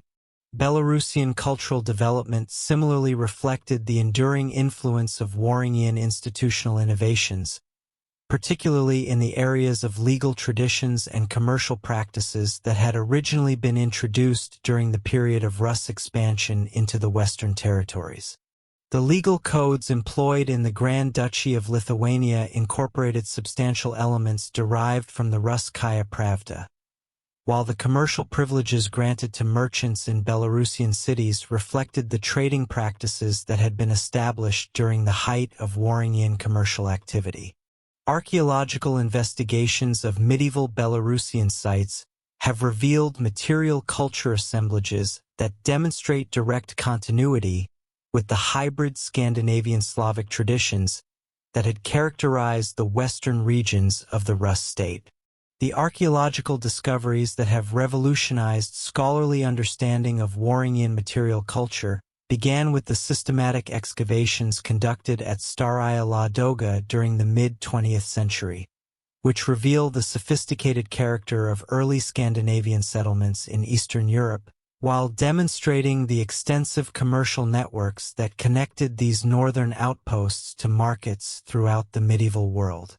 The preservation conditions at Staraya Ladoga allowed the survival of organic materials that provided unprecedented insights into Varangian daily life, including leather goods, textiles, wooden implements, and food remains that documented the adaptation of Scandinavian cultural practices to the environmental conditions and available resources of their new territories.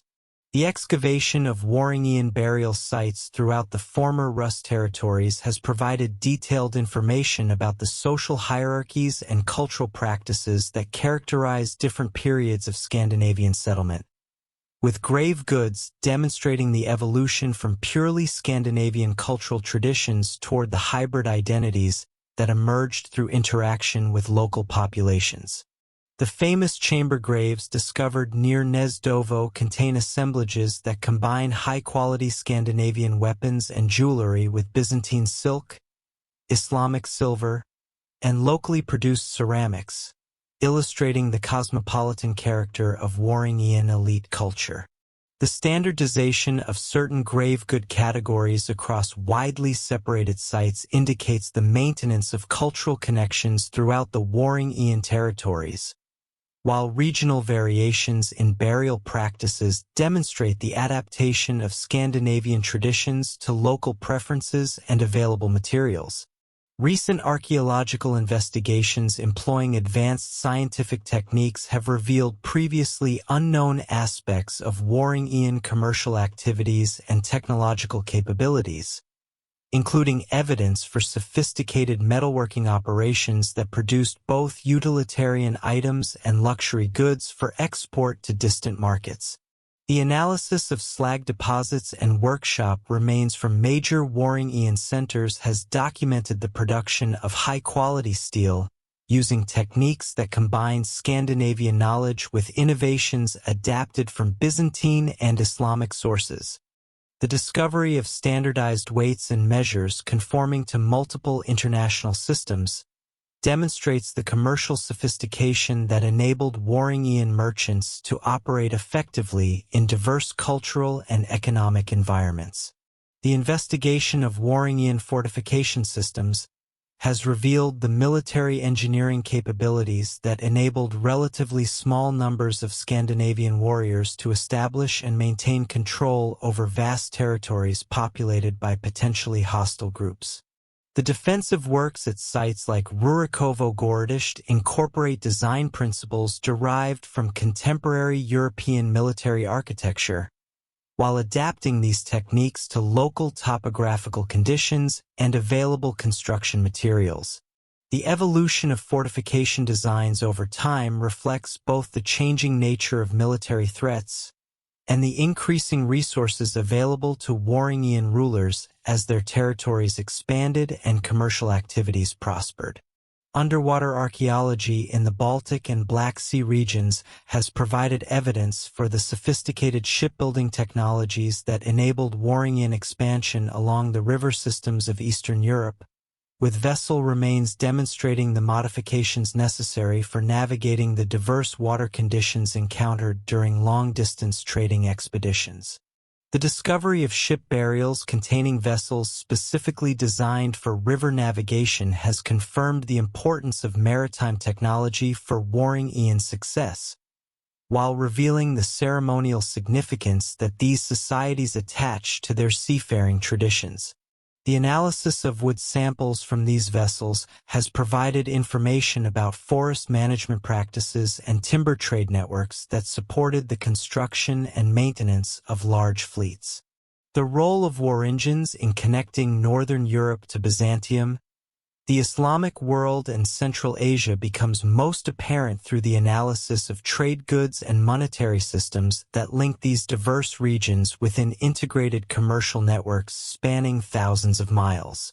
The silver analysis conducted on coins found in Scandinavian hoards has revealed the complex pathways through which Islamic dirhams reached Northern European markets, while the study of glass beads and other manufactured goods has documented the technological exchange that occurred along these trade routes. The Varangian commercial system created unprecedented opportunities for cultural interaction between societies that had previously maintained minimal contact, facilitating the transmission of artistic styles, technological innovations, and religious concepts across vast geographical distances. The monetary systems that developed within Varangian territories reflected the international character of their commercial activities, while adapting to the practical requirements of conducting business across diverse cultural and political boundaries.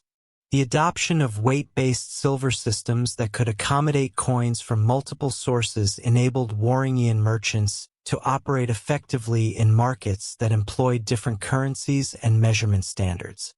Archaeological evidence for the cutting and testing of silver coins demonstrates the sophisticated evaluation techniques that ensured the reliability of commercial transactions despite the diversity of monetary systems involved in long-distance trade. The transmission of technological innovations along Warring Aeon trade routes included not only the obvious categories of weapons and luxury goods, but also agricultural techniques, craft production methods, and architectural principles that enhance the economic capabilities of societies throughout the network. The introduction of improved plowing techniques and crop varieties increased agricultural productivity in regions that had previously supported only subsistence farming, while the dissemination of metalworking knowledge enabled local populations to produce higher quality tools and weapons. The archaeological record documents the gradual spread of these innovations across the territories connected by Warring Aeon commercial activities, demonstrating the transformative impact of sustained cultural contact.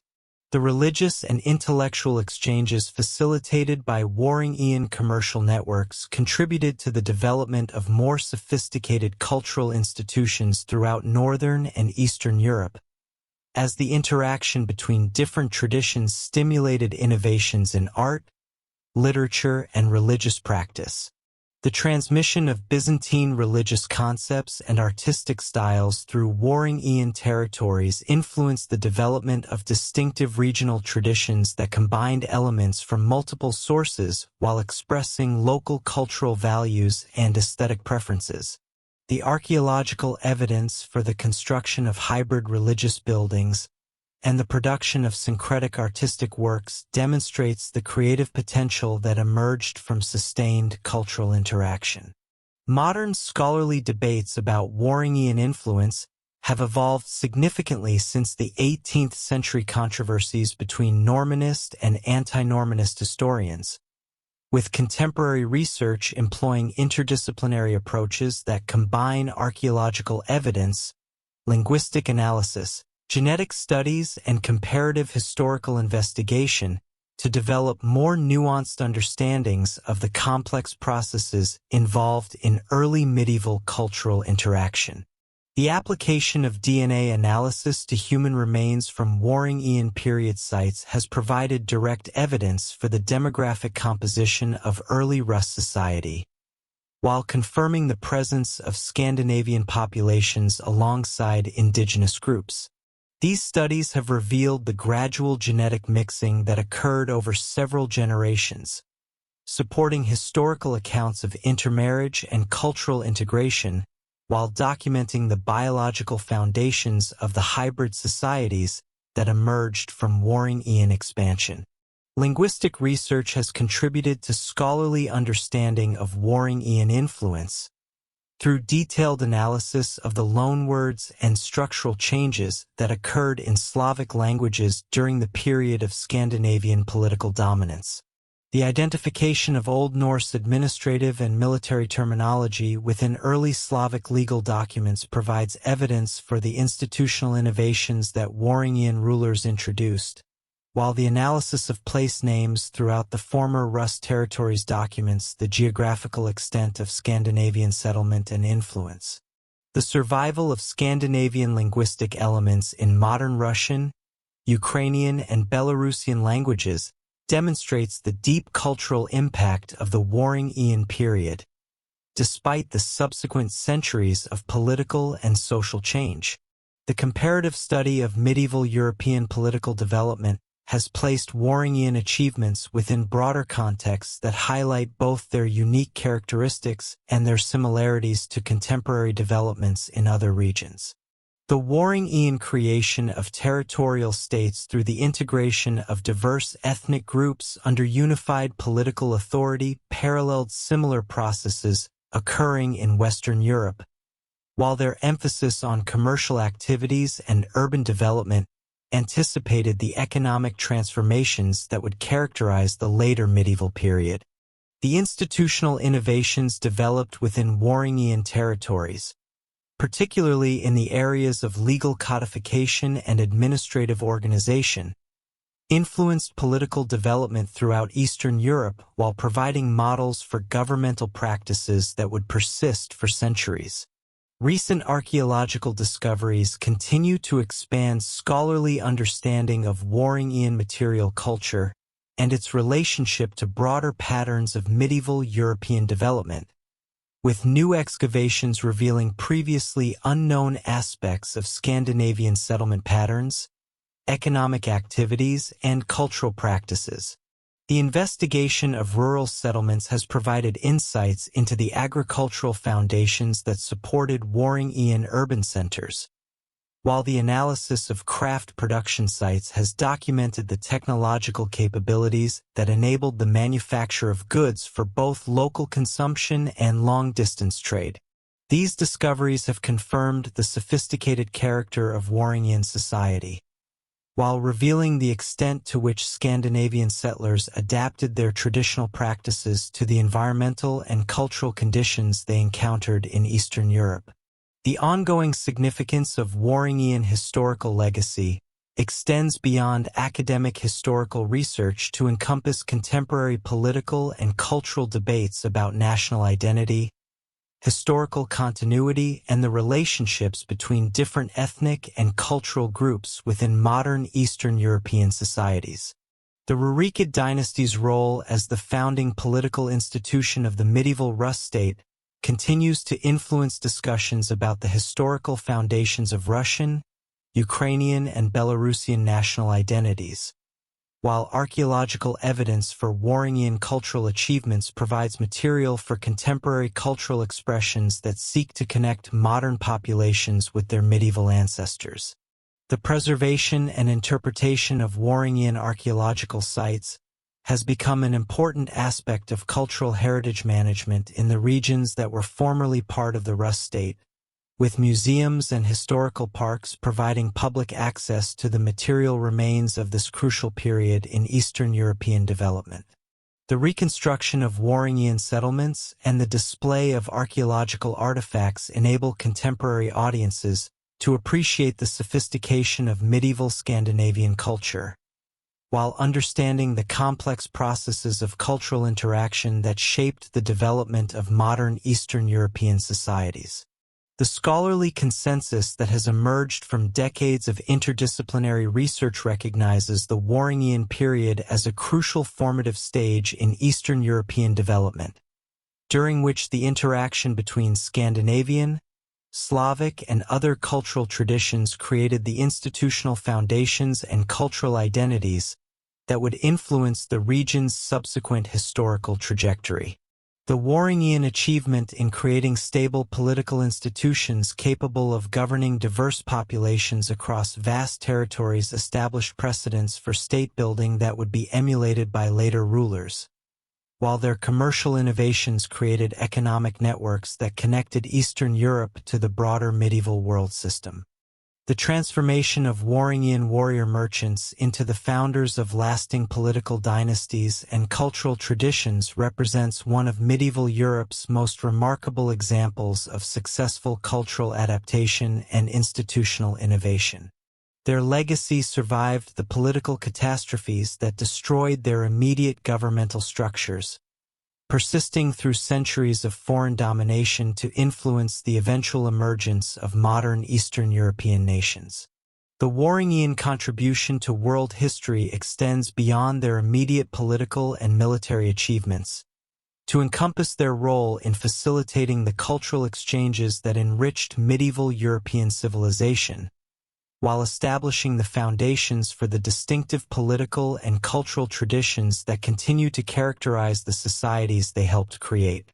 The enduring significance of their historical legacy demonstrates the transformative potential of sustained cultural interaction and the lasting impact that relatively small groups of determined individuals can achieve when they successfully adapt their traditions to new environments while remaining open to learning from the societies they encounter.